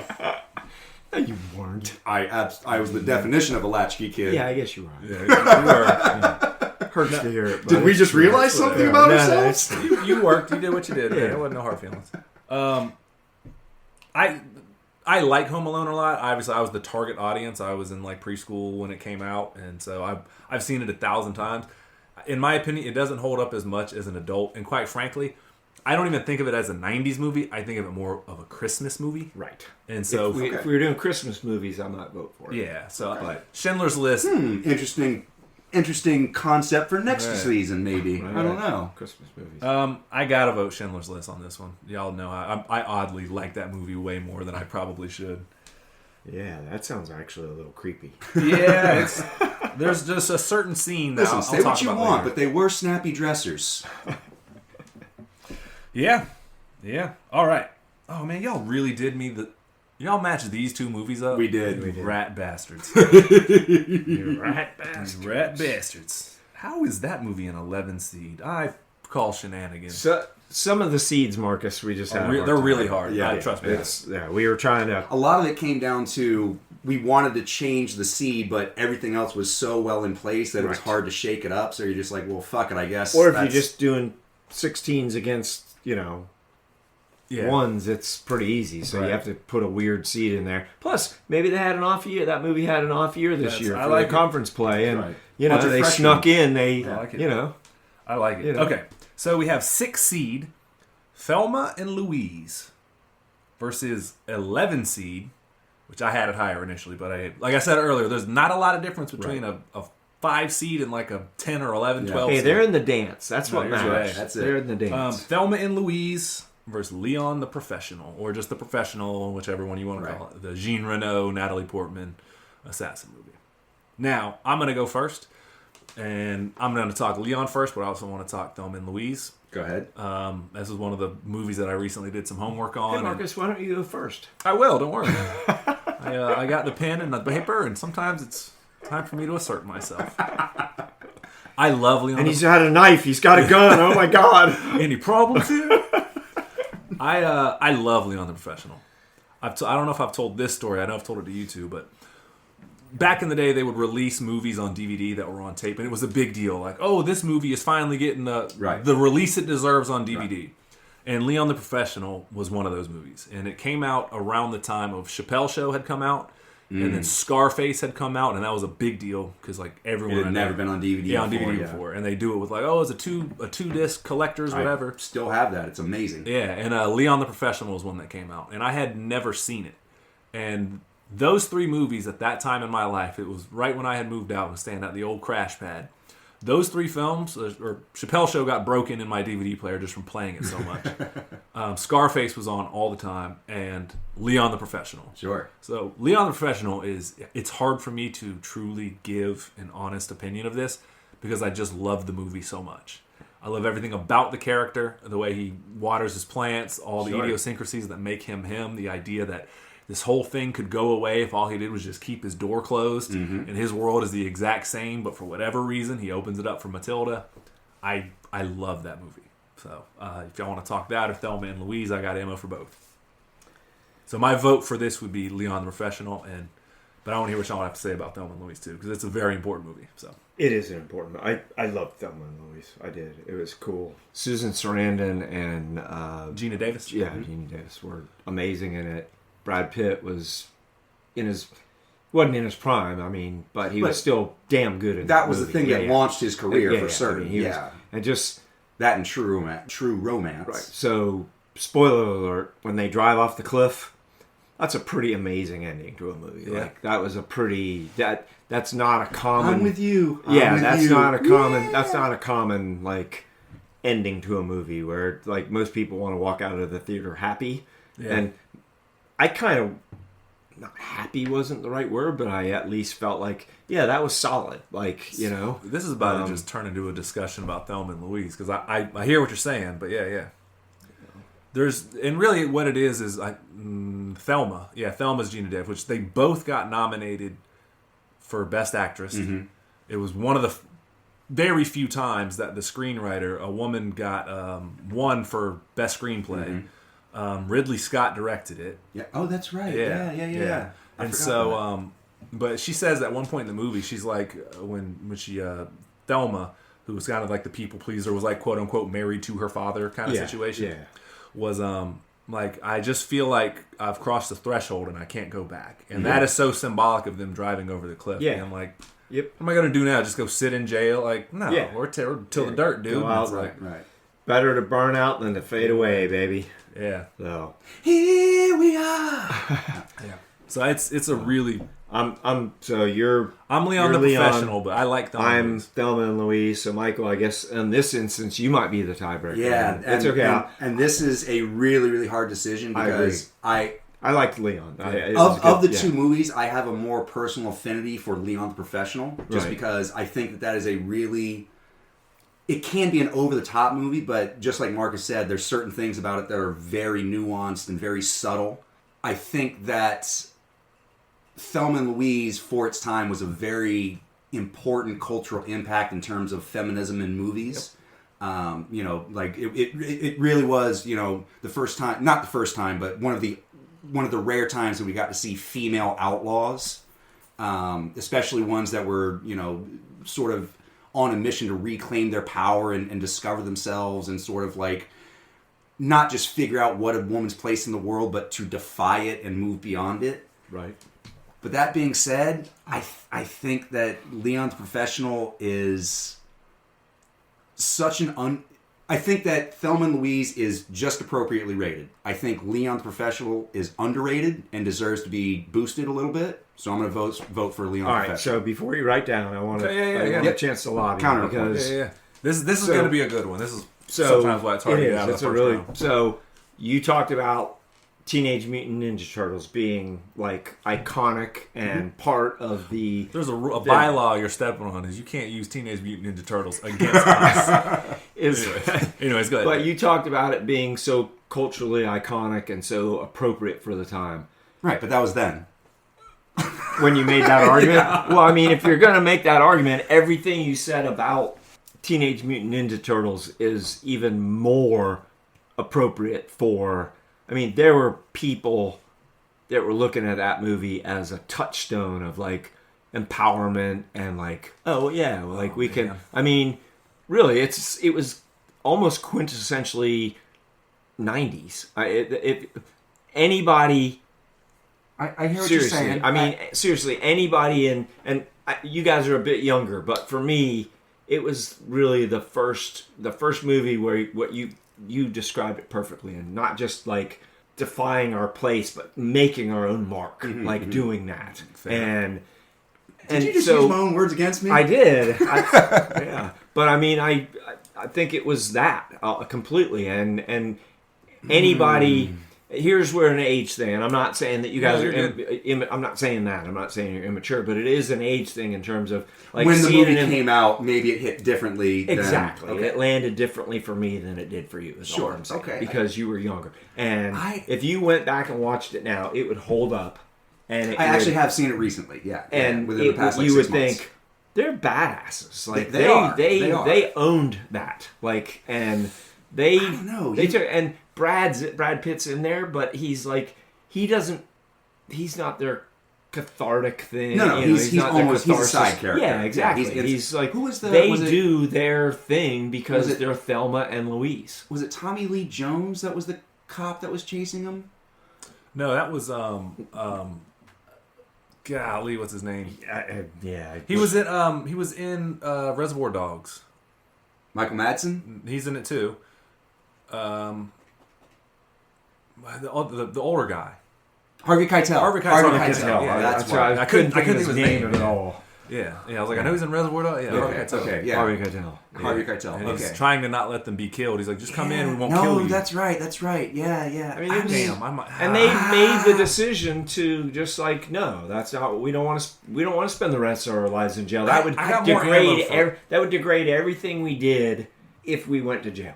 And so they just decided, I gotta chuck be it honest. up and go. I think you might have swayed me on that one. This again, this is a sliding doors scenario where Leon the Professional could breeze through, But what makes Leon the I- Professional quintessentially 90s? that's what Have you that's seen what it swayed recently? me. It's not quintessentially 90s. I've seen it several times. I don't think it's I would- quintessentially 90s. I would say you could not make that movie in any other time than the 90s. I would definitely say that. Really? Leon the For sure. Professional? No, not with today's action. No. With today's action, no. Especially like the whole like semi-romantic relationship between Jean Reno and Natalie Portman. No way. Yeah, okay. I mean, that's It's- fair. But I mean, it's mostly- I don't think that's quintessentially 90s. There's It's mostly- other movies that have that. I mean, you couldn't make that movie today with the same themes. Most movies today are over budget and overworked and overwrought. And I think that over scripted. And that movie when it Sorry, go came out, it's the fashion statements and things like that. Yeah, you can update, but it's the way it's shot, it's the way the movie flows, it's the overacting, and I say this with the utmost of confidence, the overacting of Gary Oldman in that movie. He swings for the fences in that Yeah, one. he does. Again, But He makes big choices, whether they work or not. He Yeah, makes big choices. it's the moral of the story of a man willing to die for a child to have a life, and part of the promise is just like, hey, like I'm willing to give my life for you so you can live. Thelma and Louise was about two women willing to Damn. die. Damn. Now he convinced me. God damn. No, and Thelma and Louise was about two women willing to die just to not be I get subjected to the I get it when she says mundane pedestrian life when she that they were says set to, in. when Louise says to Thelma, she But goes, so was fried green tomatoes. No, not in the same way. No way. Not even close. yeah, she says to her, she says, They yeah, I jump off don't a know. cliff and fried green tomatoes. I don't know why y'all put these two together. I thought both of these go to, but it is what it is. But yeah, she says to Thelma at one point, or Thelma says, "I think I've gone crazy," and she said, "No, you've always been crazy. You just haven't had the opportunity to express it. yourself." Exactly right. And there's a lot of it in there about shedding it, and then like, all right, I'm going to say a trigger word. It's about sexual assault. I'm just going to call it the R word, but it's kind of the whole preventing of the R word or whatever. And she shoots a dude, straight up. Yeah. But at the same time, it's like Leon he kills an entire police force just for this girl to have a life who's done nothing wrong. But guys do that all the time in movies. Not This was not a stone woman- cold assassins, man. This was a woman basically saying, I'm willing to do whatever it takes to not have you do what you think you're about to do to me. And I understand the consequences, and it changes the entire course of everything. I mean, they're just like, game on. It's the point of Leon though is it's so She didn't do it in anger. You well, know what he I mean? said She did it. he said I wish I would have effed you now. And she right. turned and blow. But she wasn't angry. Yeah. She did it. It was pretty calm, cool, Well, collected. I don't know about that. There was probably a little bit of spite on that. Because There's spite, but that's not the anger. whole the reason they can't drive through Texas because of what bad happened to her in Texas, and so it's like Right. so you can't say there's no anger into her life. She was deep seated. She might have not expressed it there. In that, I'm talking about that particular instance when she shot the guy. I don't think it was. Oh, dude, that's a deep-seated anger. It's a resentment. That's why the whole crux Okay, of the movie is they can't drive through Texas. No, I agree. But there's a difference between a deep-seated anger and an immediate you said adverse reaction. So I misspoke in terms of but the two, language I but that used doesn't was mean, not precise. That doesn't mean the two are not connected. Yeah. It wasn't lashing out in anger. It was not a moment of like, wow, like... No, but it was and always... then go, oh shit, I shot a guy, sorry. It's Sam Jackson in what that movie... yes, they deserve to die, and I hope they burn in hell. Yeah, damn it. A View to a Kill. No, that's a James Bond. Not A View to Kill. God damn it. A Time to Kill. Time to Kill. Yeah. God. Yeah. So anyways, but Mississippi Burning. No, that's not it. And just on the thing is on Leon the Professional, it's a man that's so calculated, and just because of the one thing that he does, it's the easiest thing in the world for him to do is to keep the door closed and go, sorry, I got nothing to do with it. And so that's the part of it, is everyone's like, he's the greatest killer and whatever, and you really get to see him as like this soft, kind, like gentle man who all he does is water plants and be gentle, and he... But there's been movies made like that forever. There was nothing groundbreaking about Name that. one where somebody raises a protege in an assassin world. Well, I didn't know that was going to be my homework. No, you're good. So I can't do that right on the spot. But I mean, just think about it from beginning of movie making to here's the problem. Here's the problem that I'm facing, and I know it comes down to me. And I'm sorry, I don't mean to have you guys. That's a great discussion. The problem is that they're both great movies. They both deserve to move on. I don't know that they're going to last. Whichever one I choose, I don't know that it's going to last beyond the next round. So to me, it's sort of almost an inconsequential decision. No. This is important. We're doing this for the people. Once we get this done, it's forever, Michael. Yes. I mean, there's no wrong down in the annals of history, Michael. I know you wanted me to say anal, but I mean, again, if you ask me which one I want to watch right now, it's going to be Leon the Professional over Thelma and Louise. As much as I like both of those movies, just Leon, there's a certain je ne sais quoi that I like more. It has more of my appeal to it. So that's really what it comes down to, and it's based solely on just like hammer to nail decision. I honor that as opposed to your decision about teenagers. I didn't like that matchup because I think that was a hard matchup. That was a number one versus number two. Really, yeah, I mean that's a tough one. Or number one, Thelma and Louise versus like a number 6. Yeah, but I don't. That's a tough one though. So Leon the Professional. Big shout out to Thelma and Louise though. That was a hard decision. Overtime game. Great discussion of the movie. Usually we save some of those talking points for like round 2, round 3. It was like, all right. It came down to one of them was going to get smashed out, so we had to have the conversation. It was like the Super Bowl yesterday. Yeah, overtime, and there it is. Extra rounds. All right, we got 2 more. Then we're going to take a break and regroup. I know, man. Leaving Las Vegas as a 7 seed versus As If Clueless. I actually go ahead. I spoke a lot. I love Clueless. That's one of my Catchstone movies that I grew up watching. I can quote that movie probably almost verbatim. It's because Michael's just a virgin who can't drive. What a slam dunk that was back in the day. I mean, you talk about You talk about a movie that tried to capture the essence of the 90s in a particular subculture. Yeah, Clueless was great, but it's not going to carry. It can't. As much as I love that movie, and it really introduced me to Alicia Silverstone, who I had a crush on for years. That years was still today. Meaning right now. I mean, yeah, I have a lot of affinity for Clueless, but this shit was a movement, man. It was Mean Girls back in the day. It was the Mean Girls of its day. That didn't even make our list, right? What, Mean Girls? Was that? Well, that was the 2000s movie. Yeah, that was the 2000s. Yeah, but early 2000s, right? A little later, huh? 2003, 2005, maybe. Yeah, 2003 is early to me. So yeah, no. So no, Clueless. I'll say this. I've learned that my generation. I don't think it's because of this movie. At the time, everyone made fun of that movie. Everyone's Valley Girl voice was to say the word "like" a lot, like this, like. And then I would just realize my Yeah. entire generation just says the word like a lot. Mm-hmm. We do. Too much. I, It's so I don't even frustrating. notice I do it. It either is something or It's it our isn't something. it's our or hubbub or whatever your generational word filler is. You know. I don't have this. Start Every word I pick is precise and perfect. when you start recording a lot, you'll notice your crutches a lot. Yeah, exactly. You're like, damn, I say that all the time. I want to give it to Clueless just because I think that movie had a bigger impact. Really? I do. Okay. Yeah. Okay. I do. Okay. And I just saw. I mean, I can talk Leaving Las Vegas too. Sure. I've seen it once. I kind of revisited it recently just to I watched the opening sequence, which I forgot is like a 16-minute cold open. Oh, that's Yeah, right. it's like a 16-minute. I forgot about that. He gets really drunk at a bar, goes with a Yeah, prostitute. yeah. She steals his wedding ring. He wakes up in some shady place, goes to work, and then gets fired, gets a severance package like, oh, this is way too big. And the boss is really bummed about firing him. He's like, we miss you, Ben. We miss you, Ben. And he looks at the severance package. He's like, what are you going to do? I don't know. I think I'm going to move to Las Vegas. And I summarized it very quickly, but he gets kicked out of 2 bars in that process, or almost kicked out of 2 bars. No, but you're right. I forgot about Hits that on opening everything sequence. moving. That's a great cold open. Yeah, it's like a 16-minute sequence, so. Brilliant movie.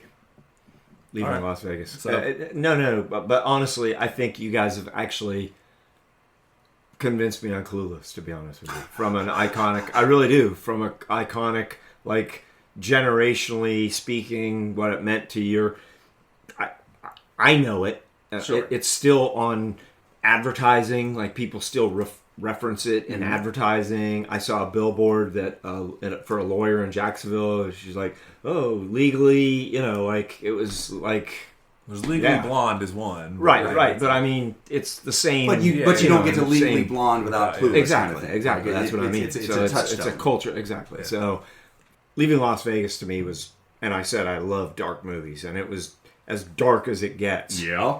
It's very personal to me in a lot It of ways. was super. Yeah. I mean, and I think to a lot of people. I mean, and just to see somebody disintegrate right before your eyes like that is just mind blowing. Another one is Afflicted with Nick Nolte in it, which is also a 90's movie, which we should have included, but I know we had to cut somewhere. But just mind blowing movie, but just super dark.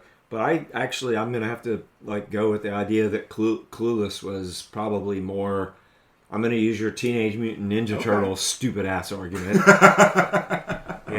But I would like you to revote on Unforgiven with that. So It's etched in the tablets. Trust me, if the I game can't is go back, over. No new tip offs, huh? if I couldn't get it for the category was the best sequel, and Dark Knight couldn't get it even past the first round, I don't think. Marcus, I was with you when I heard that. okay. I literally was in the yard working and heard that, and I was like, "What are they stupid? What is the Yes, deal?" they are. Yes, they are. Anyway, so Clueless moves on, I guess, because Michael said that, he right? said, No, I said leaving. Leaving Las Vegas. Yeah. yeah, I said it Leaving is Las Vegas. Nick Cage's only Oscar win. Yeah. He's brilliant in it. Yeah. And I'm not a huge Nick Cage fan, but I think in that movie, I'm sorry, Michael.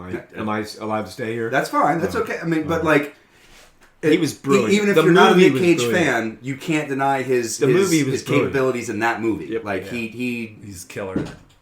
The movie with the pig was his other really good movie, which I still have not seen, It was, and I really need that was to. really good too. Yeah, it's called Pig. Yeah. Oh, it is called Pig. No wonder I thought it was you called remembered Pig. it. All right, well, Clueless is moving on. Oh shit! Yeah. You guys Sorry. are idiots. I wasn't- Over Nick Cage. Might I just remind you, one of these movies has Nick Cage in it, and the other one does not. So One has Paul Rudd in it, though. yeah, one of them has Nick Cage in it, and the other one does not. It was a hard vote. Honestly, it was. Wow, Clueless But over- culturally, I'm starting to feel how you guys feel now.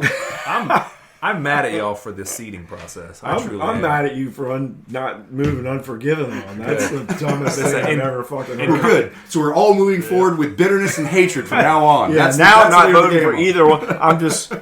I'm going to bring up a ringer in everyone. I'm just going to bring up a different movie, and we're There you just go. going to have to tie. I'm mad at y'all for the seeding of the next one. Because I originally had one of these seeded, which deserves to be a lot higher. Because we all gave it an A+, so I don't know how it made its way down there. But We had to make some, sacrifices. y'all went with the know. matchup. Y'all disrespected, but I'm not going to argue. You told us to. I went from a 1 seed to a 15. No, that can't be right. It did. We have The Sandlot versus The Lion King. Oh yeah, The Sandlot's not a 1 seed. We all gave it an A+.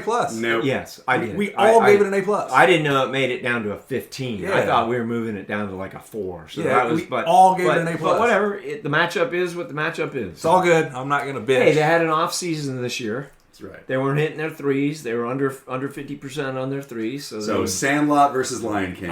I'm gonna roll. I'm not really bitching. This was a really challenging task. Yeah. To do this, like I said, we had 250 movies, and it's like, well, right. we tried to honor the seats, but it's tough though. But Sandlot or The Lion King? There's not even a nanosecond of question for me. Sandlot. Really? It's the one movie that I have to really think about not putting. I will put The Sandlot above almost anything on this list. Really? Oh, almost anything on this list. Okay. But not against the Lion King? Lion King is the other one. I've never seen the Lion King. You're.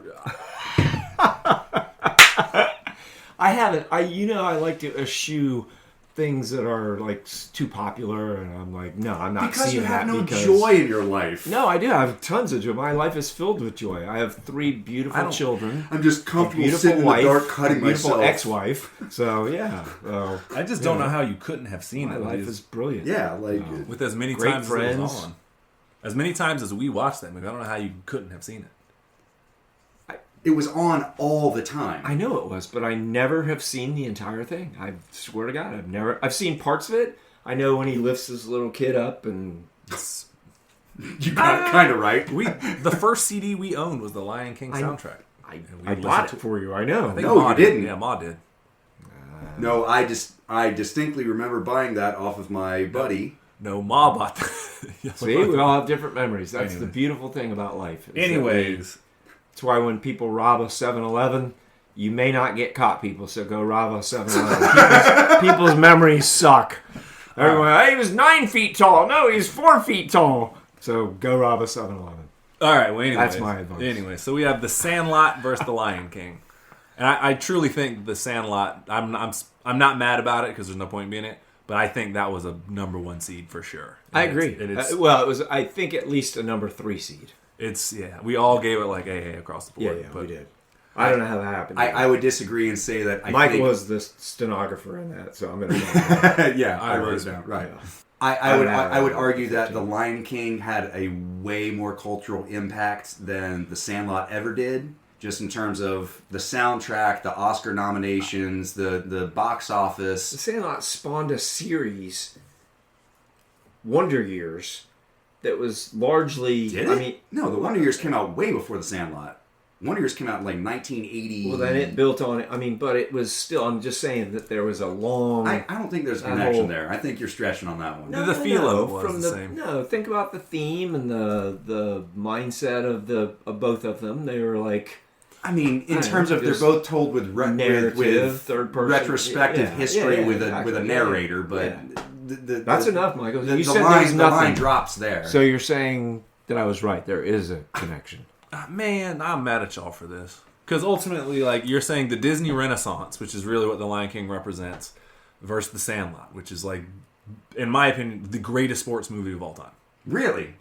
By a landslide. Over the Bad I News think so, too. Bears? By Over in a landslide. Totally. I agree with It's like maybe you could throw in Field of Dreams. Mighty Ducks? You could throw in Field of Dreams, maybe. Mighty Ducks. But Rudy? You keep bringing up... Rudy was so predictable. He got in one play. Great. And that was all that mattered, is Well, he got to play on the field. all right, we're He didn't really need to play on the field. The movie was cool that he just stuck with it. You don't need to get a participation trophy. Yeah, but Sean Astin. Whatever. It's a participation trophy. I don't Play. I don't like this matchup. I don't either. I think in a different world. I'm throwing you under the bus. Yeah, no, you're I'm good. so glad that you guys are so bitter about this. I don't know how to bubbling go inside. from a 1 to a 15. It's like, which Whatever. finger do you like the most? That's right. Do you want me to hit you on the toe with a hammer or poke you in the eye with my Yeah, finger? but it's Right. It's what I consider the greatest sports movie of all time versus my favorite Disney movie. Mm-hmm. Well, it's called decisions. I So know. it's time you grew up and started to make them. Good luck with that. This is Thanks, Dad. Where were you when I wanted to have a catch?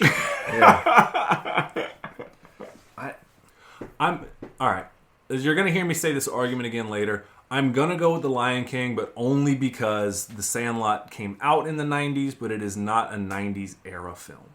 Right. It takes place in the 70s. That's the only reason. Okay, that's a legit argument. And you're going to hear me say that argument again. So, Okay, but that's a legit argument. But that I truly think I think The Sandlot, in my opinion, would run through 48 of the other competitors with no questions asked. I actually agree. I love that movie. Yeah. I've watched it probably 20 times in my life. Yeah, so you're Lion King, though? I am Lion King.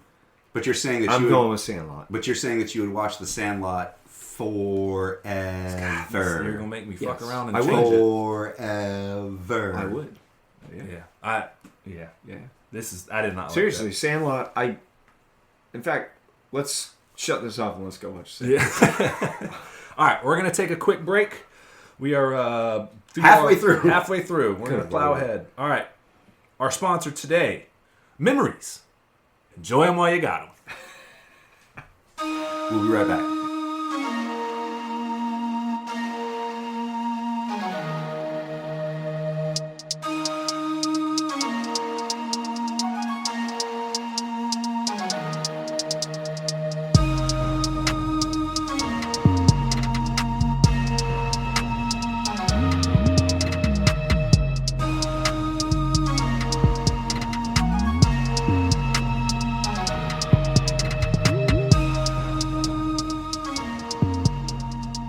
And welcome back to the What You've Been Watching podcast, brought to you by Memories. Memories light the corners of my mind. Well done. He really went for it on that one. And shout out to Mr. A1 for the lovely interlude music. You can find him at a1reality.music@gmail.com. The man's a quadruple threat. He sings, he raps, he does beats. What else does he do, Michael? I heard he was a calligrapher, so if you're trying to get a writ of notice or station, look him up. Look him up. He does it all, is what we're saying. All right, we're going to jump back into the tournament. We just like to give all the people who help bring the musical flavors to the What You've Been Watching soundtrack. We try to show some love. So. Also, yeah, submit your music, submit your art, submit anything you can to help us out. We will always promote you at What You've Been Watching podcast at gmail.com. Also, facebook.com/Dudley Bros Podcast. There you go. We're out there. All right, we're going to move to our number 3 bracket. I just want to say I'm going to demand a title change. So it's not just Dudley Bros, it's Dudley Bro and Poe. Dudley and Sons. Dudley and Sons, like Sanford and Sons. Just saying. You can't leave me out in the cold like that. But anyway, let's move on with the movies. All right. When you become as popular as Red Fox, we will definitely change that. It's a big one. It's a big one. The big one, Elizabeth. All right. You big dummy. I think that's a different one, isn't it? No, it is. That's a different show. All right, so we're going to go to bracket number 3 in the bottom left. Marcus, I hope you don't get as upset with some of these rankings as you did in the last time. I had to. That's why we had to take a break. No, Marcus was stewing. You should have seen how red his face was, and he was just... I kept the racial slurs out of it, but there was a lot of other slurs. Derogatory things, personal insults. Pay for the Patreon. Condemnation. Yeah, real things were said things. that can't be unsaid. Yep, pretty much. He told us to go to hell, actually. Yeah. Wow. So I told him I'd meet them there, in all fairness. All right, moving ahead. We're going to be in bracket number 3. A lot of tough matchups here. I can tell you right now, this is a lot of tough matchups. Yep. Here we go. So, number 1 seed, I think this is a universally agreed upon one. We have Pulp Fiction versus the second Adam Sandler vehicle, Billy Madison. I mean, as quotable as Billy Madison is, Pulp Fiction is a quintessential 90s movie. You could not make that movie in any other time period. It was part of the indie film revolution, and I think really set the mark for that revolution. It's 100% got to be Pulp Fiction for me. I would say it was a quinton century. Oh, wait. No, I got to go Pulp Fiction too, but this list would be...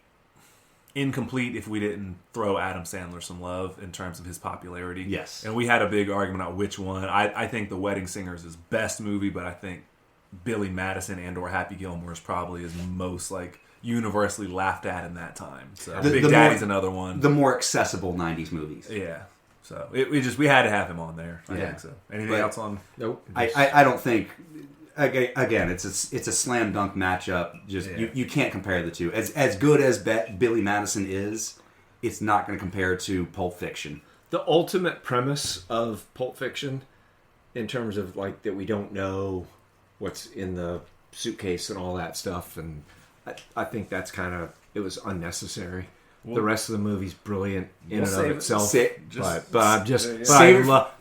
love that movie. I would watch it if it's on. I don't care what I had planned. So if I'm late and we had something planned, just check the TV and if Pulp Fiction's on, that's why I'm not there. And also in terms of, I'll save it, but soundtrack alone. It was brilliant. I mean, everything. I mean, yeah.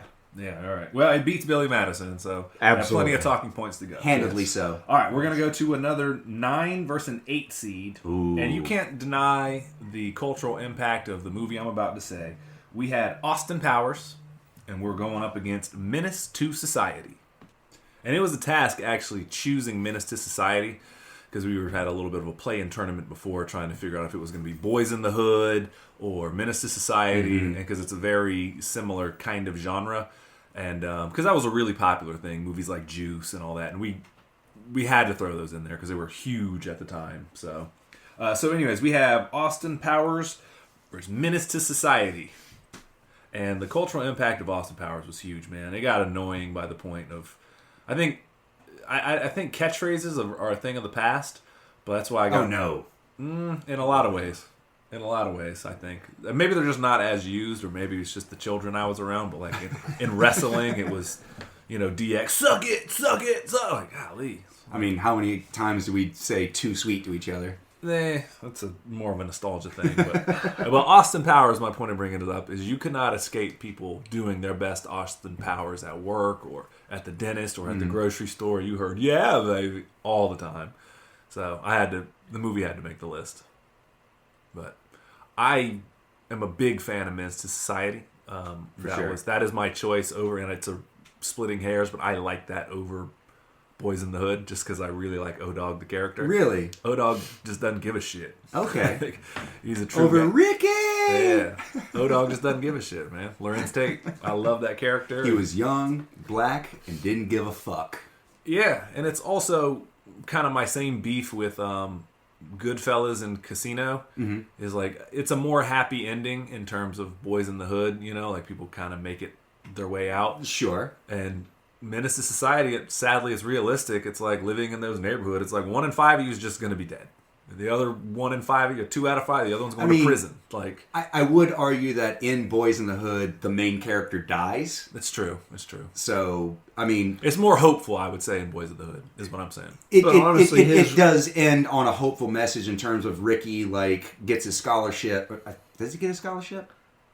I don't remember. Anyway, but, like, he essentially decides he's going to, like, move out of the hood and he's going to, like, change his life and break the cycle of oppression. Yeah.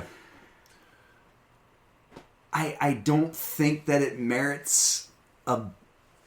But that's not we're doing Menace to Society over Austin Powers. So. Oh, I'm sorry. Yes. Yeah. I got confused. No, I was just saying why I chose Menace to Society. But yeah, Menace to Society, it's the same thing with Goodfellas. And in Goodfellas, he rats everybody out. Right. And Casino, they go out like some fucking gangsters. So that's why I like Casino more, but same thing kind of here. It is splitting hairs. I hadn't thought about that in terms of the parallels, and that's interesting. Yeah, but anyways, so Austin Powers versus Menace to Society. I'm a big fan of Menace to Society. That was a movie that I watched pretty frequently. I like the Hughes brothers a lot, but yeah, so I'm curious on y'all's thoughts on it. I mean, just in terms of cultural impact on the 90s, I think that Menace to Society was an update of the blaxploitation movement. I think that maybe it was... I think it was a little bit heavy-handed in terms of trying to bring to white people the black experience, quote unquote, and I use that term loosely, but I think it was very overly heavy-handed in trying to choose or trying to put to the forefront the black experience and what it actually meant to be African American in the 90s, dealing with the problems. Well, God forbid we hear that. No, but unfortunately, I don't think it had the same cultural impact that Austin Powers had. And I think that when it comes down to it, stupid, silly shit just wins over cultural reference. And so I think I'm going to have to vote for Austin Powers on this one, because in terms of how many people saw the movie versus how often it's referenced now, Austin Powers wins out. Which says a lot about our society. It does. You're right. I'm not denying that. And you know what? That's a menace to society. That's the way it is. Way to bring it back. I cannot even... Austin Powers was like a fun sit down, watch once, and one and done for me. Again, it's so silly. It's so weird. I have so many expectations about seriousness and like historical accuracy. Austin Powers wasn't even historically accurate. So, you're telling me the time-traveling 70s swinger from Super Spy Swinger doesn't hold historical accuracy? Yeah, I am telling you. You don't have an appreciation for them making fun of sending up James Bond as best they could? I do. It was fun to see once, and I think I've seen it maybe 2 or 3 times in my life. But if it was on a Saturday afternoon, I'd be like, yeah, I know. But if Menace to Society was on, I'd watch it for sure. Really? All day long. Okay. Yeah. Okay. I mean, just for me. I think it's, I just felt like it was... I'll give you validation on that. When you said blaxploitation, I don't know if you saw my jaw drop. I did. Literally dropped my jaw. Because it has nothing to do with blaxploitation. It's not it's not like a Jackie Brown or a... No. What's his... Shaft or any... Yeah. Nothing like that at all. It's like an insight into... an effort to provide some insight, and I think the more we can provide some insight, amen to that. I'm down. I only mean blaxploitation in terms of it takes the most extreme and hyper vigilant aspects of the black community and puts them on the forefront in terms of like. Well, I wouldn't say that is necessarily the quintessential black experience in America. It's a very set subset of, or a very particular subset of the black experience that is used to illustrate a greater point. I agree. In the same way that Austin Powers was a complete microcosm of a much bigger. I mean, Austin Powers was fun. It was funny. But I am so over Austin Powers. I'm not going to deny that it was oversaturated. Yeah. I will completely agree on that. I hate how society latches onto all this bullshit. But that would also just reinforce my point in terms of like how culturally referenced Austin Powers was in the 90s versus Menace to Society. Not at the time. I think Menace so. to Society, when it came out, it was... How many people quoted Menace to Society versus how many people quoted Austin Powers? Well, I try to punch people in the face when they quote Austin Powers, so I try to not hang around too many people like that anyway. So I wouldn't... I quoted, at the time, it was irrelevant. It was a very relevant movie. And I'm not saying it's... Wait, you're talking about Menace to Society? Yeah, I'm not saying it's the black experience, because, it's not everyone's... But it is a picture. It's not the movie. It's a picture. It's a photograph of a slice of not just black culture, but poverty and drugs and all the stuff. But it was a pretty important slice. It showed... It was very insightful. So, Marcus? I love Austin Powers. I got to go Menace to Society on this one.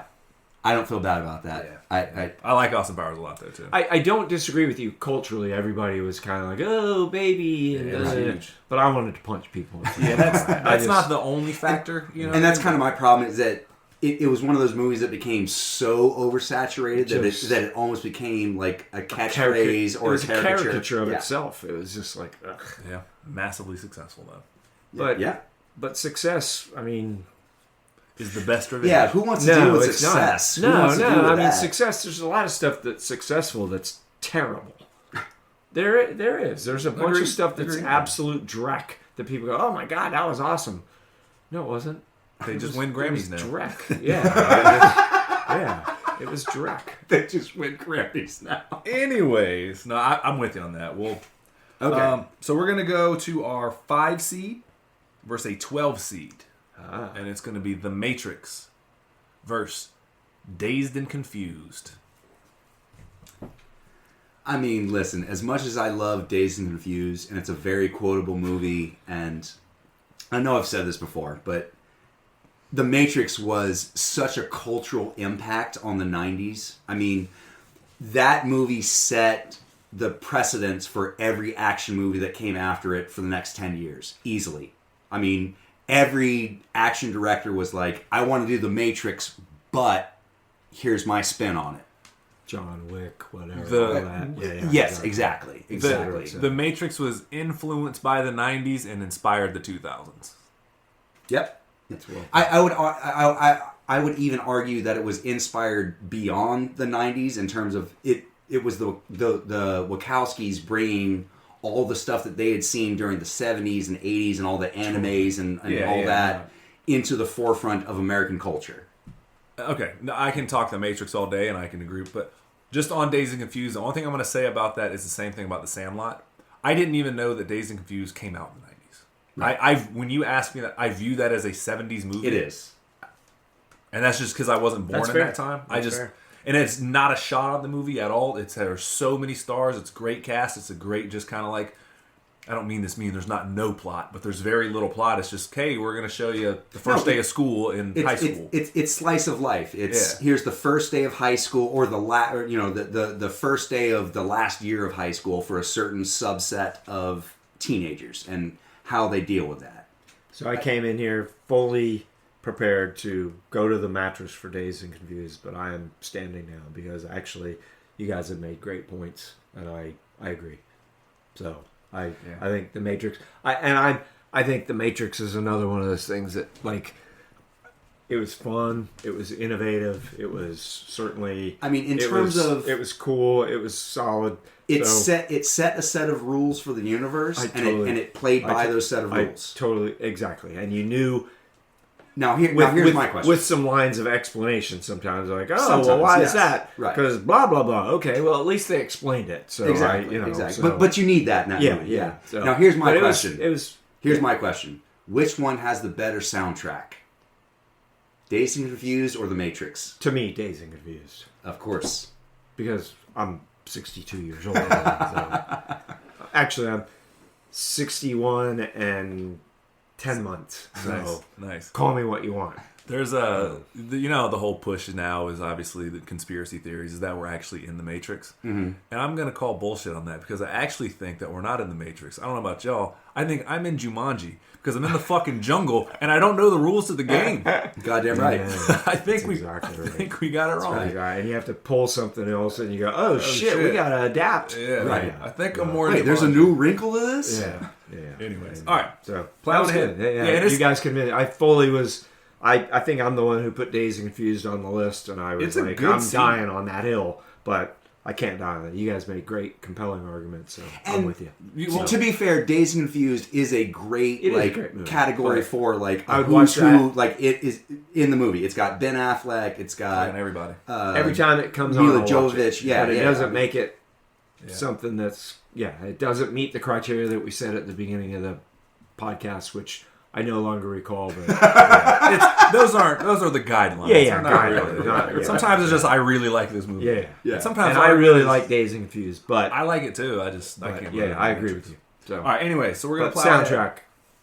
But although I will say the soundtrack in Matrix was quintessentially 90s. It was more than that. It actually kind of turned me on to electronic dance music. Sure. I mean, it was like the beginning of. I was like, oh, that's kind of groovy. Like I mean, Found just I mean, it found was a new who's, jam. It was a who's who of like the best bands of the '90s. The Yeah. Chemical Brothers. Yeah, the Chemical you know. Brother. All right, but So- I do the scene in Dazed and Confused. No more, and they're slow mo paddling the kid. Mr. Nice Guy. No more. He's flipping the paddle from handle to handle. Yeah. Yeah, that's a great one. Anyway, Look at that! I think I got a crack in it. yeah. All right, we're plowing ahead. And by the way, real quick, shout out. All right. All right, all right. Thing about high school, Gary. It did introduce us to Matthew McConaughey. For better or So, worse. but either way, The Matrix is moving forward. I get older. They stay the same age. All right, we are plowing ahead to a 13 seed. We have Desperado versus a 4 seed in Dances with Wolves. Now, we chose Dances with Wolves, and again, this could have been Last of the Mohicans really easily. Really easily. I actually think Last of the Mohicans would have been a better choice. Personally, just me. But we went with Dances, but you can see the thought process on this. Sure, yeah. So I'm not as versed with Dances with Wolves. I know you used to watch it a lot, Michael. But I'm curious what your thoughts of it are. I mean, Dances with Wolves it's such a well put together movie. Like, aesthetically, it's beautifully shot. I think it's a little long in the tooth in terms of storytelling. It's Dances with the Wolves versus Desperado. Yeah, it's gonna be Desperado. If you ask me which movie I want to watch right now, it's Desperado. I love the idea of the indie movie feel of it, where Robert Rodriguez got to remake one of his own movies and do it better. I'm literally sitting here with my jaw dropped. That is the dumbest fucking thing I've ever heard. I love you, son, but you're an idiot. Not completely, just in that particular opinion. All right. That was Nothing you said had anything to do with the context, and we are all dumber for hearing it. yeah, pretty much. That's exactly what I was gonna just say. I was getting there, but really? Dances with Wolves. It's such a dull movie to me. Like, it's so predictable. It's so It insists like, upon it is itself. it's a well constructed movie, but it's not a good movie. Well, now that we've heard your opinion again and again and again, Michael said it insists upon itself. What does that even mean? It insists upon itself. he just keeps repeating the same thing. All right, Dances with What Wolves. are you, Himmler? You just repeat the lie long enough that you think people are going to start to believe it? Keep that for when Schindler's List comes up again. Honestly, how can you not? First of all, it's a great movie, just generally. Sure. And then it's a Western. And it's a brilliant Western. And it's like, it's what happened in the time. It literally is a really great... Oh, really? The Americans window. moved in, were completely cool with Native Americans? That was historical? There were a lot. There were instances of that, absolutely. Instances? Yeah, well, this is an instance of that. It's not a movie about everybody joining the Indians and being cool with it. It's about an instance of a guy, John, thank you. John Costner. John Dunbar. John Dunbar, I know. John Dunbar. Dunbar. No, Dunbar. No, Tatanka is that. No, That's but he says, Right. not Dumbear, Dunbar. Right, Dunbar, right. I just can't even believe that you... like, Desperado is a formulaic... Yes. It's a phenomenal B movie. It's a phenomenal B movie, exactly. But it's not... Welcome to the 90s. Well, but it's not... It doesn't even come close. I mean... So you're Dances with Wolves? all the way. I mean, honestly, I had it on my final four, to be honest with you. I tell you love what. that movie. I could watch it if I have an like in between stuff and I'm in my hotel room and it's on. I'm gonna watch every minute of that until I'm going to be late for my meeting before I get out of the door. So all 3.5 boring hours of Smurfs. it's amazing. It is. I'll It's tell you so what. good, by the way, that they made another movie just like it, Avatar. They did. That's a really good point, So actually. it's that good. Is that That's they a really good point. And Last dropped of the Mohicans. like almost yeah. Yeah. Well, Last of the Mohicans was Pretty similar. it was written long before. I mean, that's a Henry Wadsworth Longfellow book, and it was. Ooh, like, look at so- me. I read books. Fucking No, nerd that's true. alert. It's great. Yeah, it's cool. That's So, all right, I'll say this.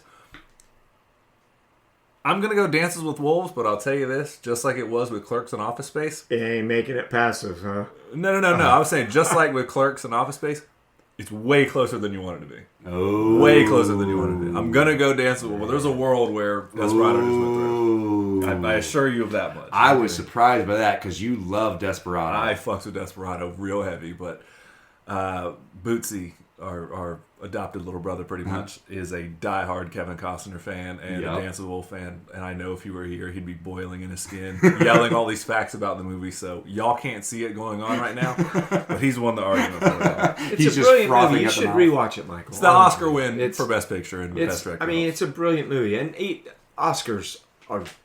I said this before. They're overrated a little bit. Like the there's some industry standard. There's some. I know, but there's some really shitty movies that have won. Like even the industry itself has said, "Yeah, if we were to vote today, that wouldn't get the Oscar." You know, I mean, like, Yeah. you think about it when you Best Picture, like, what, that one? Like, that's shit. Yeah. Come on, we all know. cough, cough, crash. Cough, cough, crash. Yeah. Showgirls Yeah. got really shafted. All right, so Dances with Wolves moves on over Desperado. And our next seed, oh man, y'all are brutal here. Faith in humanity again. We have Apollo 13 as a 3 seed versus 14 seed The Crow. Oh, fuck. I love The Crow. Apollo 13. Easy. I love No. The Crow. I saw The Crow. I liked it. I would not rewatch it a bunch of times. I've watched it like 2 or 3 times. See, Apollo 13 I would watch every day. Honestly, but here's again. This is a historical thing. go. I grew up Take your shots. watching. I literally used to sit in my garage at my house in St. Petersburg and watch the rockets go off. And then we'd watch them circle around the moon. And then we got to watch them land on the moon. And then we'd watch For sure. go back. So for me, You had a vested interest. I had completely, and it was brilliantly done. It's exactly like if so. They must have blown your mind when they invented the steam engine. It was as close to being what I thought it was all about in terms of my watching it, and then to watch Apollo 13, the movie, come out. That's exactly how I envisioned it all going. It's a down. strong argument. I mean, there was not a scintillaria, if that's the right word. Scintilian? Scintillaria? Not a... Simulacron? whatever. There wasn't that big of a semicolon? difference. There wasn't that big of a difference. So like how? So between- you're saying how you pictured it in your mind, it executed your vision of it in the. Exactly. I what's actually could have written that movie from my view of what I saw and what I read in the papers, and I would followed that stuff. That's cool. On black and white TV out in my garage, out if at my only house you at had- 820. If only you had, we'd be millionaires now. I know, If only you'd written the script of Apollo 13. Slobs sitting here doing a podcast, man. Bunch of schleps. First of all, fuck you. You can leave. These two assholes. I didn't call you asshole. You're my kids. I would never call you that. So you Well, not never, but so at least not collectively. I wouldn't call you that. Individually, I would never individually at any point I would call you both of you or all right, you're in a safe place. either of you that. I would never call you an asshole on a podcast, but But I'm just saying, In there's private. a possibility that the thoughts cross my mind. anywho. All right, so you're on The Crow. I mean, it's The Crow. I'll just say this, and I don't know if this is an argument for the good or bad. It's just a thing that needs to be said. The Crow is quintessential 90s. yes, Like, yes. there's yes. a certain like, especially that version Yeah. of The Crow. Like, you could not do a shot-for-shot remake of that movie today and have the same cultural impact. And quite frankly, like, that movie for me was the goth introduction. For you, it was, the Cure and Bauhaus and whatever. Yeah. For me, it was The Crow and hearing, the soundtrack of Nine Inch Nails and the My Life with the Thrill Kill Cult and the Dead President or Dead Kennedys and stuff. Right. Yeah. That movie was so quintessentially 90s for me that... By the way, many of the bands you just named are 80s bands. So but they are, but I'm just saying, it was you bringing, talked about but it it was being bringing quintessentially 90s. It was and most of those bands bringing are it was 80s bringing or 70s, it was bringing late 70s. the old school goth culture into a new regime, So enough. like that movie was the intro, that movie. Like, some of us were goth before it was called goth. I understand that, and you're like, so just like Heathers for you was like the goth movie, like The Crow was for me the goth movie, Okay. So it's hard for me to vote against that. I just think of in terms of it may not be the best choice, but in terms of the 90s choice, I have to go with The Crow. Okay. Because I hear you you. could not make that movie today without the same influence it had in the 90s. So, to pick up on your argument, Apollo 13, at the time, there was discussion about what we were going to do with the space program. Sure. And it totally reinvigorated the space program. We got into the Challengers and the relaunchable landing. Instead of just shooting a rocket up, it reimagined space for a lot of people. They were like, well, shit, why aren't we doing this anymore? So it also had, I would say, culturally... Well, hang on. He's talking about the culture of the movie, and you're talking about of the real life. That's a... Yeah, I am talking about the real life, which is kind so of what I live in. No, we're talking about the impact of the movies. You can't... So what I'm hearing is that you're a big Elon Musk fan. Not at all. But, although, he certainly... I do think he's an evil genius, but... I was just trying to say, because it is not different, but it is different in that... But I... If you think about we talked about the cultural impact. Yeah, I get it. Yeah, you're saying that the movie reflected that as well? Yeah, it changed the culture. People got back into space and were like, yeah, we need to not give this up. But you're talking about a movie. You're talking about a movie that came out in the 90s versus what you felt in the 60s. No, I'm saying in the 90s there was a push to sort of wind down the space program and to change it. And that movie completely, when you not said completely, but it certainly led to why a are we reinvigoration. Why are we leaving the moon alone again? When you said Apollo 13, I thought you meant the original mission. I was like, that's not fair. I'm sorry, I meant the movie. Yeah. No, okay. The movie. Now we're good. Now. Okay. So that's a good argument. I would argue that. So. I'm still gonna get it to The Crow. Okay, that's man. I honor that. I'll say this: Apollo 13 was one of the first non-Disney movies that I saw in theaters multiple times. Okay. So there's something to be said for that, because usually I was kind of getting to that age where it was like, everybody was like, you go to a birthday party, and usually, even if the kids were old enough, Disney's made for everybody. You can kind of just do that. Apollo 13 I saw a few times, but I'm going to pull an old argument out of the trick, and it's called "Fuck You, I Like That Movie," and I'm going to go with The Crow. There's too many photos of Seth Rico and John and I with crow face being too lazy for I know you guys love that movie. I knew I was going to lose this one. No, not by much, actually. Not by much, actually. It's a thinner margin than you thought. But The Crow still moves on. So our next matchup is two Keanu Reeves powerhouse films of the 90s. We have in the 6th seed Bram Stoker's Dracula, and the 11th seed we have Devil's Advocate.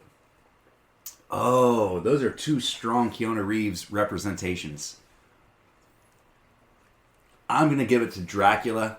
I think that it's just a more well-constructed film. As good as Al Pacino's performance is in Devil's Advocate, I think that overall I have to give it to Dracula just in terms of aesthetics. Were you just outside drinking? Or high? Or did you take a blow to the head? Or what's the deal? I'm sorry, am I awake? That's ridiculous. You think Devil's Advocate over Dracula? Yes. The Francis Ford Coppola's Dracula? Yes, absolutely. Really? Yeah, I do. That movie was brilliant. Please. That's another Al Pacino, as we talked about. Please explain. He was brilliant in that movie and freaky in a super subdued, like, long fingernails and opaque skin and, like, translucent skin, actually, more. And, like, rolling an egg. I mean... Rolling an egg? Yeah, he's, like, rolling Devil's an Advocate? egg. Yeah, Devil's Advocate. Yeah, he did. He's given Keanu Reeves some advice, and while he's doing it, he's sitting there rolling an egg, and he's peeling the egg, and... I think you might be convoluting two movies on that. No. I think so. No. I think so. I don't remember an egg scene, but that doesn't mean there's not an egg scene. I mean, he gets more blotchy and more translucent. No, that's during the the one with movie. That's the one with Keanu Reeves as a lawyer and Al Pacino's his mentor. Yeah. Essentially. Yeah. And he's he's the devil. Okay. He's the devil. And he's trying to teach him to be... I think we're talking about the same movie, but with different references. I just Because don't. I understood the movie, apparently. And you didn't. I don't remember an egg scene, but that doesn't mean there's not one in there. For me, only because of the cold open, I think it's the greatest cold open in movie history. Oh, where he's doing the trial? No, of Dracula. Oh, I'm sorry, yes. The cold open in Dracula, where it's Yeah. like 1492, Constantinople. Right. Yeah, and a Turkish knight rose up, and it tells the entire story of Dracula. And the reason I'm going to say this is because it then sets up... the framing device for Dracula is no matter what horrors you're about to see over the next 2 hours, whatever, and no disrespect, it's my guy, but whatever poor performances from the actors and actresses are about to cross your screen, and no disrespect, but there's plenty. I'm looking at you, Keanu Reeves, and Winona Ryder. It frames the movie as a love story, and that was the most interesting thing I learned about Dracula. And I know it's much more articulated in the movie Forgetting Sarah Marshall, but the idea that Dracula is just a man, and ultimately he's willing to avenge the love of his life in the way that he knows how. And that, to me, is my favorite love story for that reason. I'm going to lose this battle, so I'm just not going to waste time working on it. But I mean, so I will do this. I'll give you the I like Devil's Advocate a lot too. From Wikipedia, which I know is not the best source. Okay. A 1997 American supernatural horror film based on Andrew Niederman's 1990 novel of the same. It's about a gifted young Florida lawyer. Gainesville, by the way. Go Gators! By the way, invited to New York City to work for a major firm as his wife, Charlize Theron, by the way, Who gets very naked. becomes haunted by frightening visions. The lawyer slowly begins to realize the owner of the firm is not what he appears as is in fact the devil. But Pacino's character, Satan, takes the guise of a human lawyer named after the author of Paradise Lost. Right. There's so John many. Milton. John Milton, exactly. The story and direction contain allusions to Milton's epic Dante's Alighieri's Inferno and the Legend of Faust, from Shakespeare. Sure. I mean, Well, dude, it wasn't Shakespeare. It was Marlowe, but... Well, Faust is a Shakespearean character. No, it's Jacob Marlowe. No, Faust is a Shakespearean character. No. Yes, he is. I'm way over Alright, my skis so- on this one. I'll just say this. It's not a knock on Devil's Advocate. I like the Devil's Advocate would probably be 30 of the movies on here. And sometimes just good movies, unfortunately, due to the way the bracket is set up, they just get rolled over, man. So again, I like it, but whatever. All right, so we're going to move on. Bram Stoker's Dracula moves over Devil's Advocate. Our next matchup, very close seating. We have American Beauty, Oscar-winning American Beauty, versus Danny Boyle's Train Spotting. Man. You guys are probably more opinionated on both of these films. Yeah, probably because this is definitely more me and my dad's genre than yours. I mean, for me, Train Spotting, just because it was not just necessarily a quintessential 90s movie, but it was a quintessential 90s European movie. Like, it touched so much on what was the zeitgeist of the European movement and what was happening overseas. And so it was a really good insight into a life not my own. Okay. And yet the heroin and the opioid epidemic was so prevalent in the 90s that it ultimately is a drug culture movie in the same genre of like Cheech and Chong or, Half Baked or whatever. But the dark side of that in terms of, yes, you can live this lifestyle of just being high and living your life, but here's the consequences of that. So for me, it's going to be Train Spotting. I got no notes for the most part. I was pretty good. To be honest with you. Did I shoot my load? Maybe. I don't know. I did have something I wanted to say, but... Oh, yeah, no, I was going to say the epidemic of opiate use, it's gotten worse. Yeah, it wasn't just the 90s. Yeah. But, no, American Beauty, I like that movie. It doesn't really speak to me that much. I mean, Train Spotting is... You're going to hear me say this a couple times, and it's an argument I've been trying to hold off as long as I could. Is it the N-word? No, Michael. I really like Train Spotting. I don't love Train Spotting. Sure. And I really like Danny Boyle as a director, too. And I might even say I love Danny Boyle as a director. I could dig that. It is not like the most uplifting movie you've ever seen in your life. Yeah, no, and I love bummer movies. But American Beauty, I think, has a lot of really cool things going for it. But that movie, to me, it hasn't really spoken to me yet in terms of, like, I do understand the kind of, like, zone out. Like, I don't care anymore. Like, my midlife crisis is to completely zone the fuck out. Sure. I've been with my wife long enough, and I fell in love with her at one point. But unfortunately, our personalities have eroded each other away to the point that I don't even recognize you anymore. Sure. And so, like, I kind of, I don't fully relate to that, but they paint such a good picture of that, of, like, my kid don't give a shit. Like, he quits his job. Like, he's done with it. There's that great scene where he's working the drive-thru just because, like, the manager tells him, like, you're way overqualified for this. And he's like, I want the job with the least responsibility possible. And then he's working the drive-thru, and he sees his wife roll through with the guy that she's having an affair with. Right? Yeah, Annette Bening. Yeah. And she's like, we can work it out, and da-da-da. He's like, no. You don't get to tell me what to do anymore. Yeah. Like, he just treats her like another customer. Oh, Please yeah, drive around. Like, it's so business. Yeah. Like the manager tries to step in, and she's like, "You don't just like this is none of your business." Kevin Spacey is like, "Well, technically, she's the drive-through manager, so anything that happens here is her business. So you're on her time right now." So that's the aspect of the movie that I do like. It's hard for me to truly connect with that, at least at the time I've seen it. The older I get, the more I get in terms of... When was the last time you watched it, Marcus?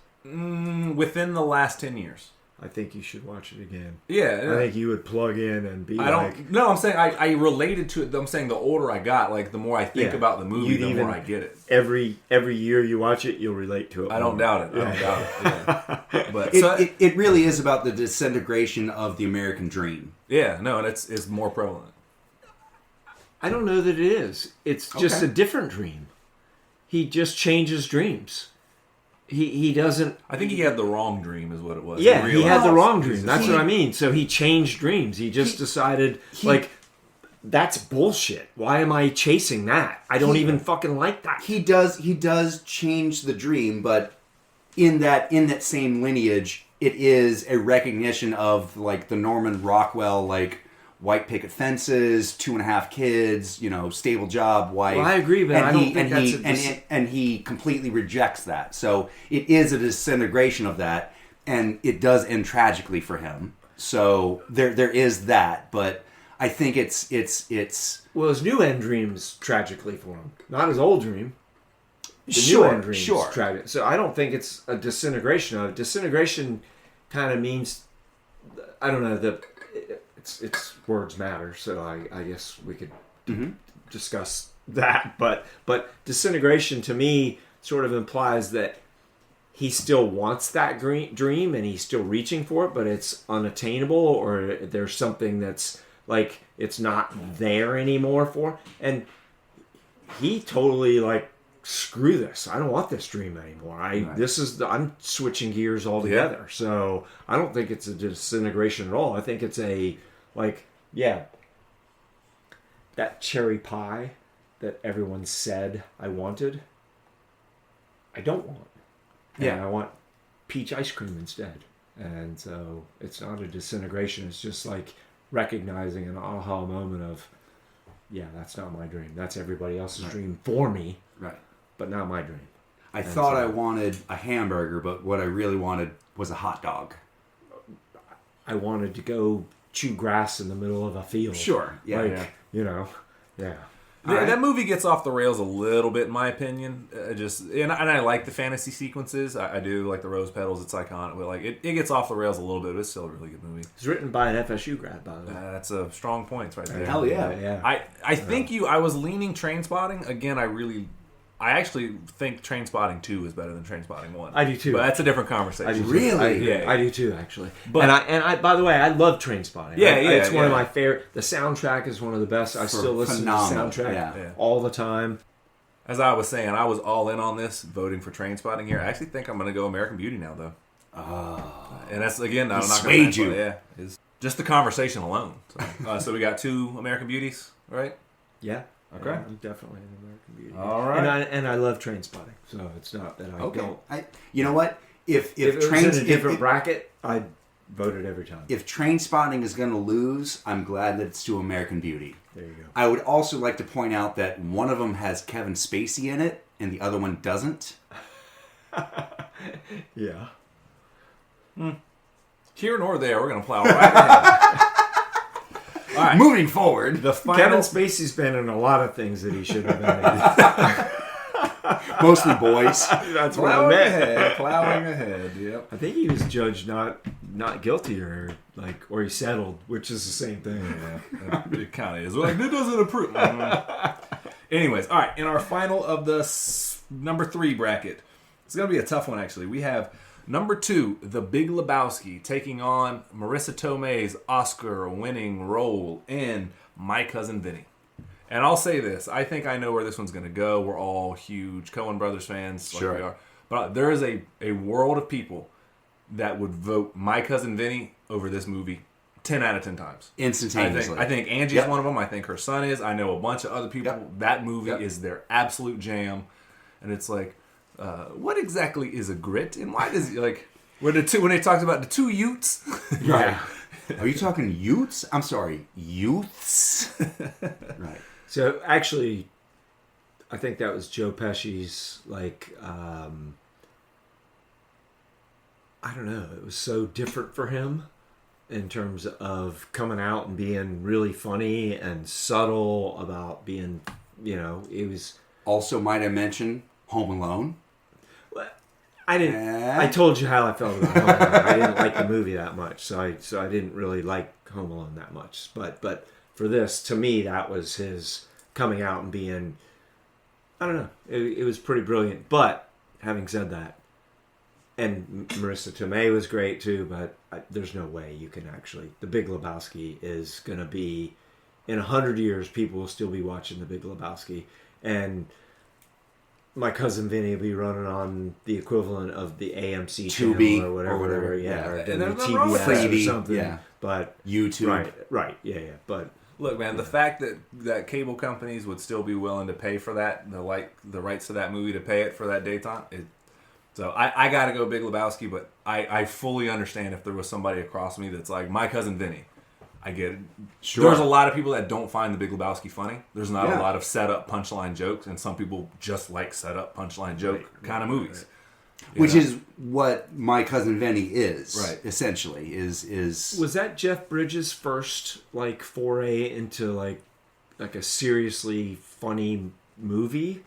Because honestly, he was so out of character. I had seen Unless him you in count- I had seen him in Virginia Roads, which is Sure. like one of my, by the The way, Fisher King. one of my favorite movies ever, and I don't know when that was made, but It ain't on the list. If it's in the 90s, then I want to totally. I'm gonna do like the when they used to crown the national champion just by a vote, because that's one of my best. That's one of my favorite. So you're talking about the Florida State Splitting title. 2023 the split season title? Yeah, exactly. Yeah, exactly. The split title. Because have you seen Arlington Road? I have not. Wait. That was she's like a Stepford wife in it. It is mind blowing. And Jeff Bridges to me is a brilliant. Arlington actor. Road is about the guy Professor who is like a conspiracy theorist and a professor of conspiracy theorists. It's almost like a Ted Kaczynski movie. Except for he's a professor of it. He's teaching it, and these Tim Robbins and That's right. They set him up. and spoiler alert, he ends up pinning it all on Tim Robbins. That's right. It's pinning on Jeff Bridges. Wait, you're right. Tim Right. Robbins Yeah. pins it on Right. Jeff I'm sorry. Bridges. Yeah. I had the roles reversed. And because he was all caught up in that, and he's a teacher of that, and he was a bad guy. It's a brilliant movie. But for me, The Big Lebowski. Sorry, we totally not talking about the movie we were just talking about. No. But it was such a I mixed that up Big in Lebowski to be able the range of his and the dude abides. That's just all you can say. That's all we can say on that one. It's going ahead. I had to give some love to My Cousin Vinny. It certainly deserves to be on this list. Yeah. I mean, Marissa Tomei won the Oscar for it. Yeah. Maybe marginally deservedly. Again, I think that's one of those where like she had done such superior work beforehand that the like, Oscars had to be like, well, yeah, we got to recognize her. Right. So, but yeah, Big Lebowski is going to go over for me just because in terms of cultural rep. Not only is it a movie set in the 90s, but it's a movie set in the 90s based in the earlier 90s. Right. Exactly. Right. Yeah. Well, we're talking about the early 90s when the Bushes were in power and we were still hard off against Saddam. Right. It's brilliant. No, I'm with you. I just want to say Marissa Tomei, just real quick shout out in the sense of... She's probably not listening. Oh, she is. So she's not going to... No, the legions are everywhere. She's listening. The legions are everywhere. But no, just one thing I can appreciate is the joke ongoing is that they said the wrong name on stage and they were just like, go with it. In terms of her earning it. But the fact that she won it for a comedic role is so rare. Like, nobody gets appreciation. Like, it doesn't make it be... And Michael and I are probably going to do an episode about it soon about comedy or Oscar snubs. Just Sure. Like every once in a while, you'll get a wink at the camera, like Robert Downey Jr. in like Tropic Thunder got nominated. Yeah. The woman from Bridesmaids, what was her name? Melissa McCarthy. Melissa McCarthy got nominated, but like largely it just gets passed over. So the fact that she won one for a comedic role, you got to give some love for that. It never happens. Never happens. Melissa McCarthy, if you're listening, I'm sorry. But you irritate the shit out of me. The opinions of one person on What You've Been Watching are not necessarily reflective of the opinions of the other two members of What You've Been Watching. All right. Please come on our podcast. Anyways. Operators are standing by. Yep. All right. So we're going to plow ahead. Big Lebowski's I think she's a one-trick pony. That's cool. Whatever. Look, we can do one where we just get the hater-ass Huey Award out here and we just... Yeah. Also- That would be a fun one. Yeah. Also, just to be hate fair, I think that Sarah Jessica Parker is also a one-trick pony. So do I. And in as much as she looks like a horse. All right. Plow Hey, why ahead. the long face? These two goons I work with. All right, we're going to plow ahead to bracket number 4, the bottom right of your page here. All right. We're going to go. Let's do it. This first one, we have Forrest Gump as the 1 seed versus Half-Baked. All I can say is Forrest Gump. Okay. Yeah, I think you forgot we were on an audio podcast for just a moment there. We can't reveal the visual context of that, but... He snapped definitively. He snapped definitively. No, it's going to be Forrest Gump, but dude, Half-Baked is such a huge part of my childhood. Listen, me too. It has influenced my sense of But humor. literally and Yeah. movie wise. I'm sober for a reason. You know? I didn't start on alcohol. I'll just tell you. That's right. No, that movie. I've I'm talked half about. baked. Yeah. I've talked about that movie a million times. That was a movie that was in heavy rotation that I watched every single day during the summer. So I love Half Baked. I had to put it on the list. Yeah. It's Totally too important. right. To We've talked about it before. It's That was our summer of heavy influence, where it was Clerks, Mallrats, Half Baked, The Pest, The The Ladies' Pest, Man. The The Ladies' Pest. Man. That Yeah, didn't even make it on your list, did it? almost. It was- almost. It was a hard decision. All right. All right, so Forrest Gump's moving on. We are going to move Yeah. down to the 9-8 seed. I am so excited about this because one of them has to go. We have Stargate in the 9 seed versus Starship Troopers in the 8 seed. Oh shit! I know which one I'm going for. Okay, we'll spit it out. Please. Stargate Speak Troopers. up and Stargate Troopers. That's not what I'm sorry. I mix. I could totally. That's how much I like both of them. So, but Starship Troopers. Yes, Any reason as to why? Just quickly, or just like it better. If it was on, if I had to if they were both on, and I had to choose one to watch, that's which one I'd watch. that's a fair. That's a what you've been watching argument right There you there. go. There you go. Michael, what you think? I think that Starship Troopers is a more put together movie. I think that Stargate was put together on a 90's budget with a 3-week concept that they made the best they could. But ultimately, I think that Starship Troopers has a more cultural influence, and I think that it's ultimately just the more aesthetically pleasing movie. As much as Stargate I like what you said just now. You should just stop because that was brilliant. I was going to say if you Well, just stop stop. there, I was going to say I wish I'd have said that. So I like the wardrobe of Stargate a lot. Me too, yeah. The whole sci-fi ancient do- Roman, or I'm sorry, ancient Egyptian thing was Yeah. really cool to me. And but man, I think Starship Troopers is the best B movie of all time. And I Yeah. said what I Yeah, said. yeah. So. I think that Stargate is phenomenal in terms of the costuming and the concept, I like the too. concept. It did the best with the budget it had, but I think that you can't beat the budget of Starship Troopers. I mean, Stargate did spin off 3 TV shows too, so big shout out to that. But yeah, either way, all right, Starship Troopers is moving Yeah. on. That was Moving actually a tough one though. I wouldn't it be was. mad if it went Yeah, either way. yeah. But those That's- two. That's why I called it Stargate. Yeah. So All right, this next one I'm actually really, really interested in finding out what y'all's thoughts is, because one of them is considered to be the greatest action movie of all time. The other one is considered by many to be one of the greatest James Bond movies of all time. So we have Terminator 2 Judgment Day. which also makes it an action movie, by the way. Yeah, Just saying. yeah, well, either way. All right, we have Terminator 2 Judgment Day versus the 12 seed 007 GoldenEye, James Bond, Ian Fleming's, however the titles are. That's a hard. I'm matchup. gonna go ahead and get this out the way. All right. Earlier we were talking about video games and spinoffs, and you were saying ultimately that and I think I brought it up as well, that the Ninja Turtles movie shouldn't reap the benefits of the things that came before them. I'm inclined to agree with that. I still think Ninja Turtles as a whole, just the cultural aspect of it, need to move on. Blah blah blah. But here's what I'll say: the movie 007 GoldenEye spun out one of the most popular video games of all time. Yes. And so in the video game, which usually when a licensed game comes off of a movie, it's like a telltale sign that this is going to be a crash grab and it's going to be complete dog shit. Except for GoldenEye 007, the game on Nintendo 64, and I say this, it sounds like, oh, so video game history stuff. It changed the way that multiplayer was done. It changed the game in terms of it. There was thousands of hours sat around, and that all stems from that movie. Wow. Not- I didn't know that. And it was not just thousands of hours, in terms of cultural, but just between us. Yeah.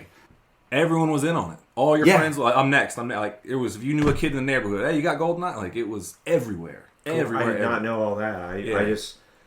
I was just looking at the movie. Yeah, and it's a so to say it was a This it was isn't a, what you've been playing. This is what you're watching. hey, that's a subset. That is actually in the bylaws. That is a subsection. Okay, I didn't read the bylaws. The reason I brought it up though is because the cultural impact was so huge, and it came from that movie, and it was a movement, and so I am actually inclined for that reason to vote Goldeneye, and it is also because Pierce Brosnan jumped the shark immediately after that. So. Goldeneye for the win, sadly over Terminator 2 for me. Yeah, amen. It's a great movie. Terminator 2 for me. I can't believe Goldeneye that for me. Terminator 2 is getting voted out over Goldeneye. Well, deal with it.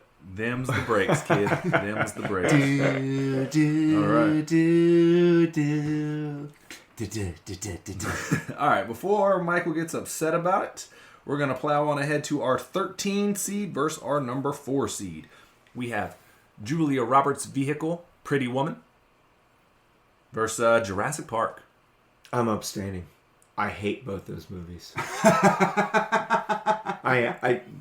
They were just stupid. So I guess if I had to pick one, I would. If something was on and you told me I had to watch one of them, I would probably watch Jurassic Park just because the sheer. Me too. Yeah. So, Yeah. So. It's Jurassic Park. I'll just say this real quick. I watched Pretty Woman in terms of this research.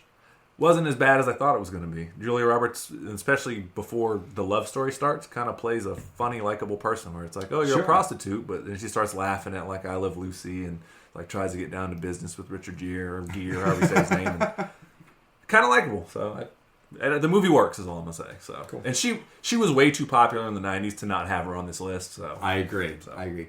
All I can think about is the Dave Chappelle skit where he talks about movies if they kept it real. Yeah. And right. it's be a total skank or whatever. whatever. Oh no. It's literally like a dude lying in bed next to Julia Roberts and she's like telling the story of like, yeah, I at 15 I met this girl and she told me that being a prostitute was such a great life and I made such good money and this, that, the other and all that, I've just made so much money and it freed me so sexually, and he just taps her on the nose and goes, hey, you need to get the fuck out. Yeah, it's a great sketch. Oh man. All right. It's Dave Chappelle. Yeah. So Jurassic Park goes over Pretty Woman. You need to get the fuck out. We're going to move on ahead to our next matchup. It is our 3 seed, another movie that I watched just for this purpose, and it was actually the first time I saw this movie in my life. Oh. We're going to have Good Will Hunting versus the Miyazaki, I would say classic, Princess Mononoke. Oh. Which one hadn't you seen before? I had never seen Good Will Hunting before. In its entirety, no. Cool. Okay. Oh, okay. It was like 3 or 4 days ago. I just watched it for the first time. Cool. So I'd be interested to hear your take on it. It really holds up. I mean, even just by viewing it for the first time today. Good Will Hunting, I saw it for the first time, and seen Princess Mononoke several times. But Good Will Hunting really holds up through today's lens. And granted, I've never been a Southie or anything like that, but the picture that they paint is really, really important. I get the vibe of the city. I don't know Matt Damon's character personally, but I know people like that, certainly that have never had that level of potential. Mm-hmm. But just ne'er-do-wells are just like, oh, you see that dude, you fight that dude. There was the entire Dudley family. Yeah. I just mean there's people just even on Northside Lake Jackson. They were... You know we moved out of Southside Boston, right? Yeah. And we would have been Southeast if we'd have stayed. So, yeah. No, I know that. That's I'd be dead or in jail. Your Cricket was the first one. You're older. Yep. The sister right above you. Six of 9 were born up in Massachusetts. Cool. Yep. So but Good Will Hunting really holds up though. I was really blown away by it. A lot of that stuff. Unfortunately, we live in a day now where you go on Facebook, you might see a clip for a movie real quick or something like that. So. Also, Miss Debbie, shout out to you, is a huge Robin Williams fan. So I've seen parts of the movie. I've seen the monologue where he sits down with him on the bench and he's like, I could ask you to tell me about love and you'd probably read off some sonnet from Shakespeare, but you don't know what it's like. And the whole breaking down of him saying, your mind, the way it works is beautiful, but kiddo, you got zero experience. Right. This application of your knowledge. Right. Ultimately, my favorite thing is he's telling them what you have is a giant party trick at this point in your life. That's brilliant. You know what I That's mean? a good way of putting it. And Yeah. so it's a big party. and so it's cool of like you've never learned anything really via experience, and because you're so gifted, you air it as this thing of like I'm better than people, and really it's just preventing you from relating with anyone whatsoever. Sure. And the reasons why is via the abuse, via all that. But the movie works, man, and all the monologues when it needs to get serious, when Ben Affleck tells him, "Hey, there's about a 10 seconds in my day when I come and pick you up every day. Sure. The highlight of my day is ultimately hoping that you're just not going to be there. There's no note, there's no anything. You've just gone. So the idea that you're just going to sit here amongst us schmucks, you got the golden ticket out of here. And if you stay with us, you're insulting all of us because we trade with you in a fucking second." Right. And it's really palpable, and I relate. Like, I wish that I had the talent that you have in order to promote myself to a better station in life, and you're just wasting it. Yeah. Because of your own BS, man. And so Your own pride, your own self-ego, or whatever. Like, you think that you're so much better than everybody that you come in contact with that you can't get out of your own way. that's exactly what it is. Yep. And so I've seen all the scenes. Obviously, the Kevin Smith makes fun of it, like applesauce, bitch. Yeah. Like I've seen Sure. I've seen all those scenes. I've just not seen them. I've seen a lot, not cohesively, not together, beginning end. So I don't know who the lady actress is that plays. I've never seen her in anything else. Minnie Driver. Is that her? Yeah. The love interest? Yeah. Minnie Oh. Driver. She was really good in that. Yeah. But so I really liked it. I get the hype now. It's really heartfelt, really intricate, complex movie, and I'm glad I can see why it won Best Original Screenplay for sure. Yeah. On that note, though, I'll say this. Princess Mononoke was crazy important in the fact that it introduced so many people not only to Yes. Miyazaki, but it was one of the first theatrical anime films that was critically acclaimed and also commercially successful enough to be like, there's a market for this. Because before Yes. that, it was all just like Dragon Ball Z, Sailor Moon, a couple things on Toonami or Cartoon Network that you can get like bootleg Perfect tapes. Blue, Yeah. Akira, whatever. Yeah. But like those were such niche markets Yeah. that, I mean, Princess Mononoke really brought Japanese cinema to the forefront of American I wouldn't perception. think Japanese cinema. Well, anime. Anime, yeah. I think more of because I mean Godzilla. I mean there was a bunch Sure, of stuff. sure. I wouldn't be so broad. It's more of a niche of Japanese. But Princess Mononoke brought Hizaki to the forefront of like the Disney level in terms of like made it this is the accessible consummate to the masses. This is the consummate animation studio for the generation. Yeah. So no, it's a Mount Rushmore movie, and you say, "Hey, name for if nobody's ever seen an anime before." You're like, "Hey, list me 4 that might interest me." Sure. You gotta go. Obviously, Princess Mononoke. It's one of those type of films where it's like Princess if you're Mononoke, Akira, maybe like Grave of the Fireflies, Sailor Moon. yeah, and like I've said, but you could argue, but the point being is it's one of those that's up there in terms of if you're looking for a media, like something to get in there, a platform to find your way into the anime medium. Like, play the hits, man. Show them that movie. So when you guys posted online about that we were doing this 90s thing, and Allie, my niece, your guys' what up, cousin, cuz? What up, cuz? Allie, that was on her list. Yeah. Sure. So, It's an important movie. Yeah. All that being said, I gotta go Goodwill Hunting, and I'm not trying to be recency biased. It's a really good movie. I think that in terms of cultural importance of the 90s, you have to go Goodwill Hunting over Princess Mononoke.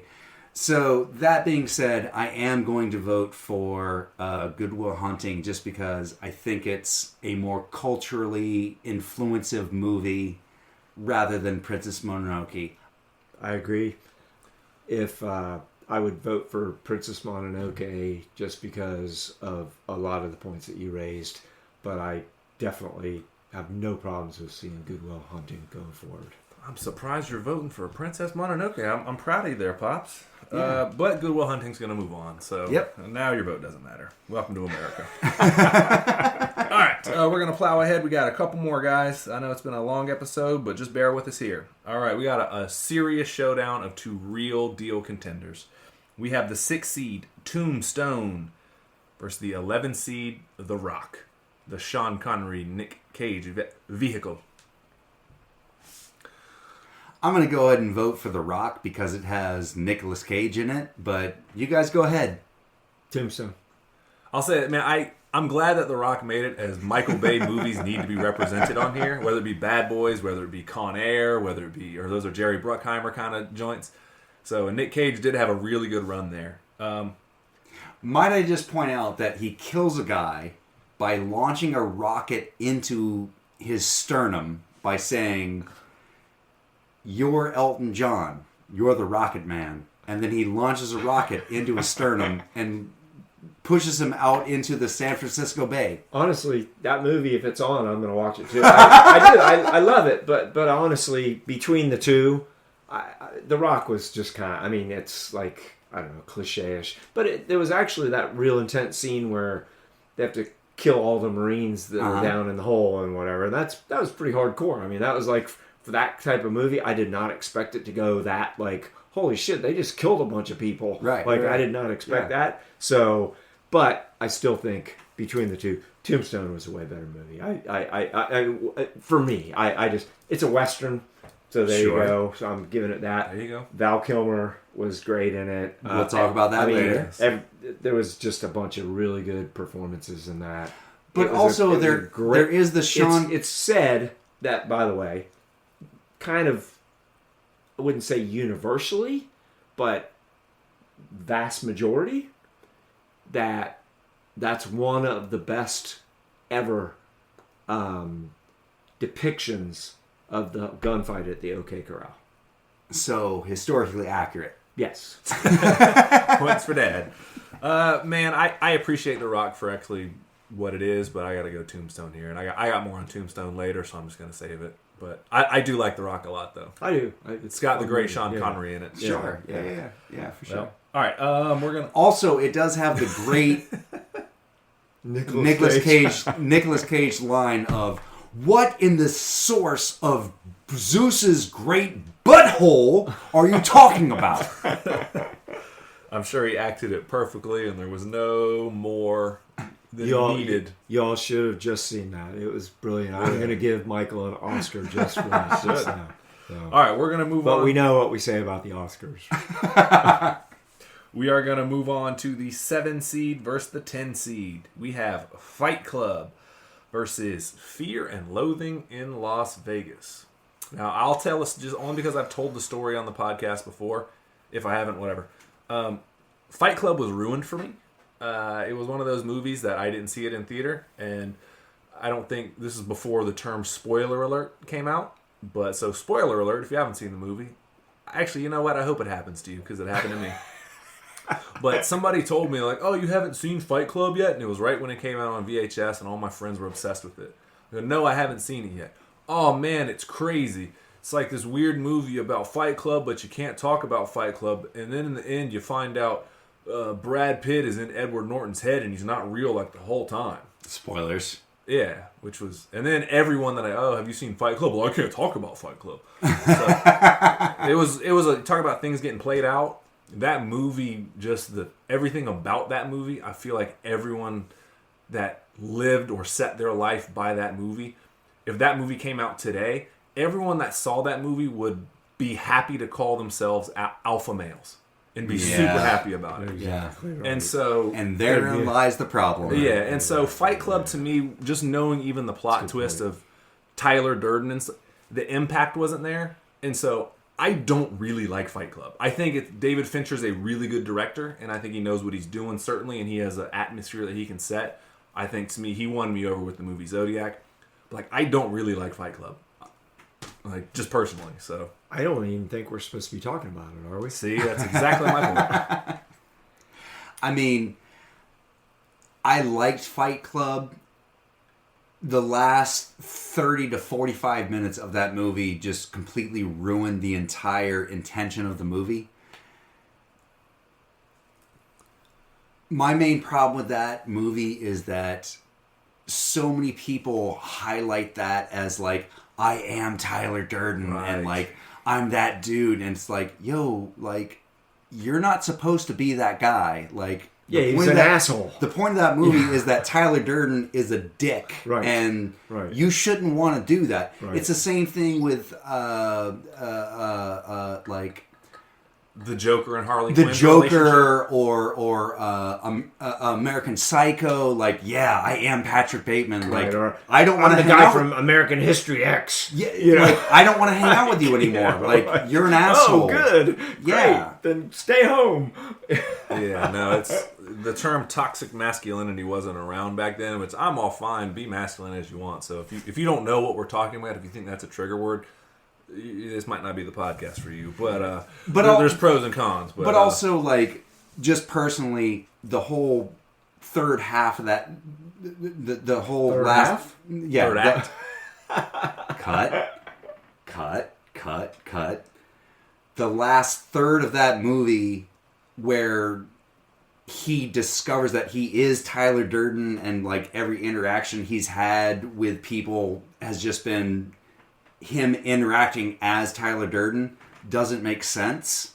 And so why would you set yourself as the protagonist of that movie when you're not a reliable storyteller? Yeah, you're not the reliable narrator. Like, notwithstanding all that, I'm voting for Fight Club. Really? I am.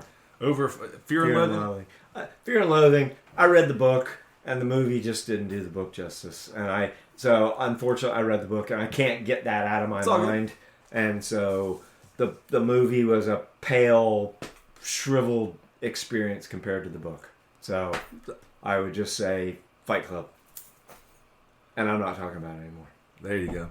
I gotta go Fear and Loathing all day. I can get into it more later.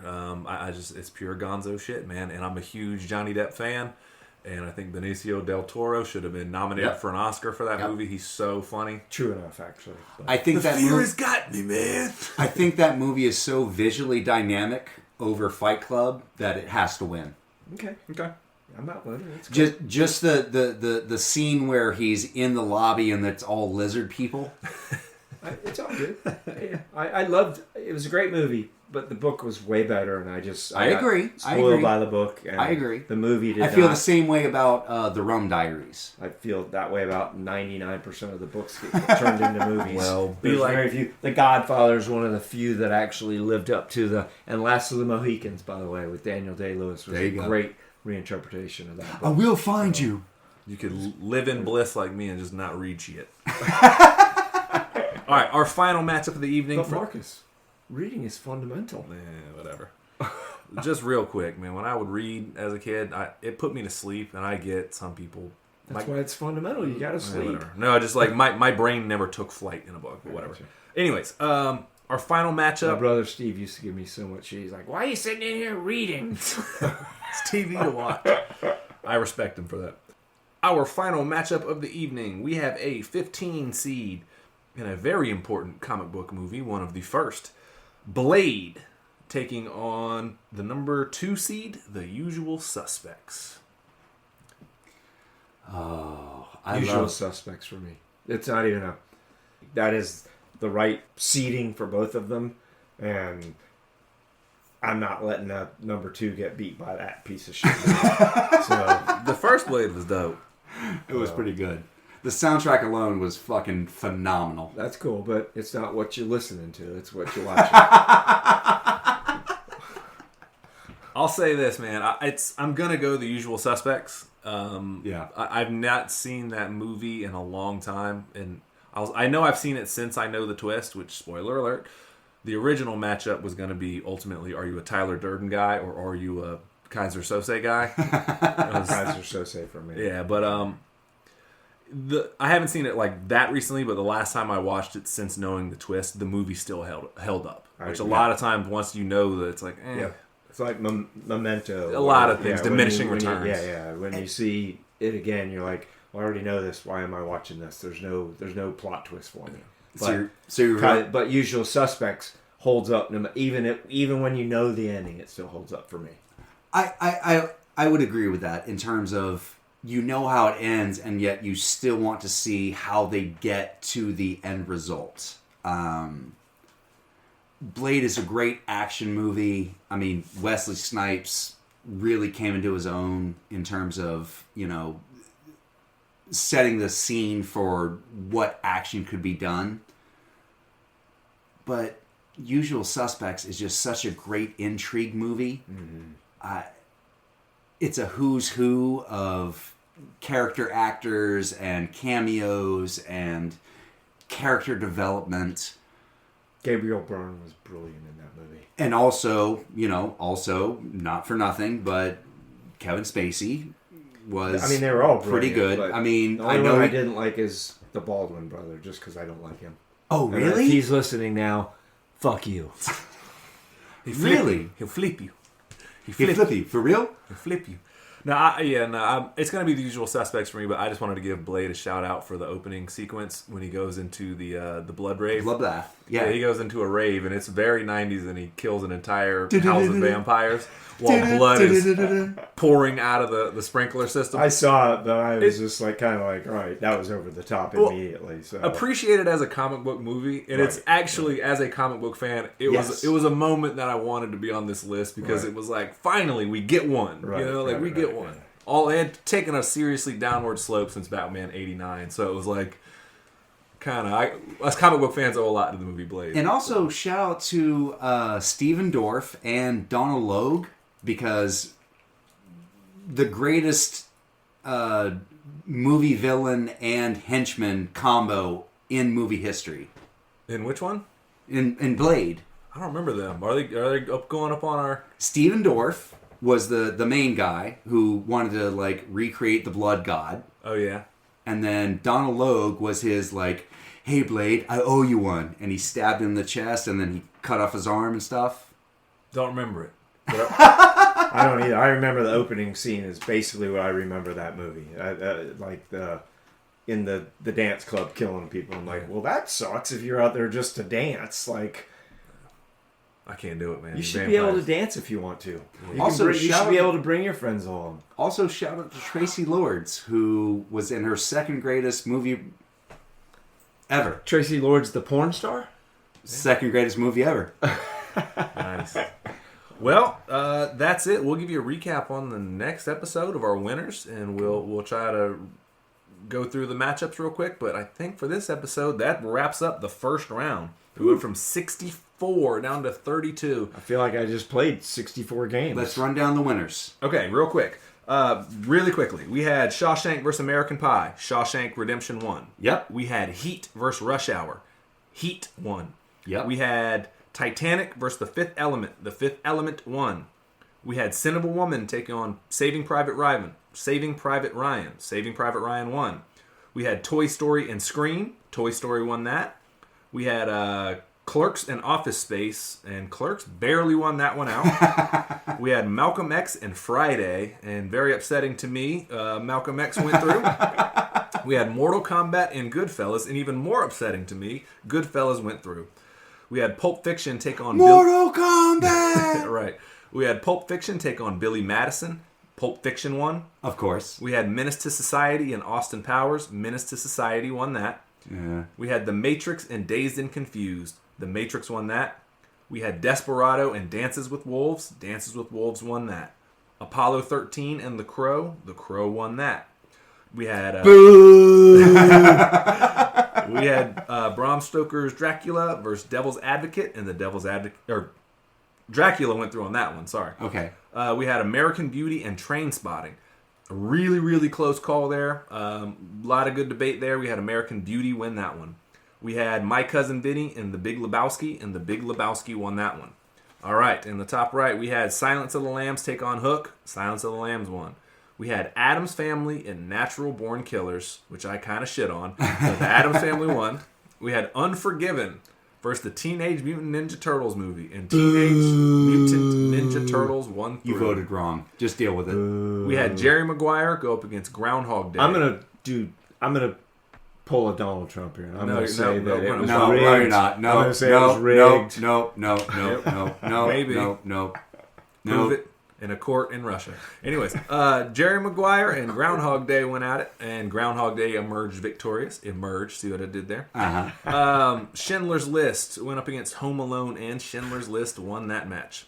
We had Leon the Professional go up against Thelma and Louise, and what I dare say was our most compelling argument today. That was a good one. And Leon the Professional eked out. But again, big shout out to Thelma and Louise, a hell of a competitor. Hell yeah. We had Leaving Las Vegas take on Clueless, and surprisingly, Clueless won that one. We had The Sandlot. Idiots. We had The Sandlot go up against The Lion King, and it broke my heart to see The Sandlot go, because again, I think that would have swept about 50 other movies on this list. But here nor there. You're the one who voted for it. What do you mean, sadly? You know what? Whatever. I'm the only one who voted for the Sandlot, and It's you're the all Lion like, King, "Oh, man. I'm so sorry." Don't hold I'm my sorry. votes against me. I'm sorry that your car smashed, sir. Hey. Oh, and I'm the one who did it. It's called buyer's remorse. Anyways, we had Forrest Gump go up against Half Baked, and That's a great joke. Forrest Gump won. We had Stargate and Starship Troopers. That was a good matchup. That was too. Starship Troopers emerged on that one.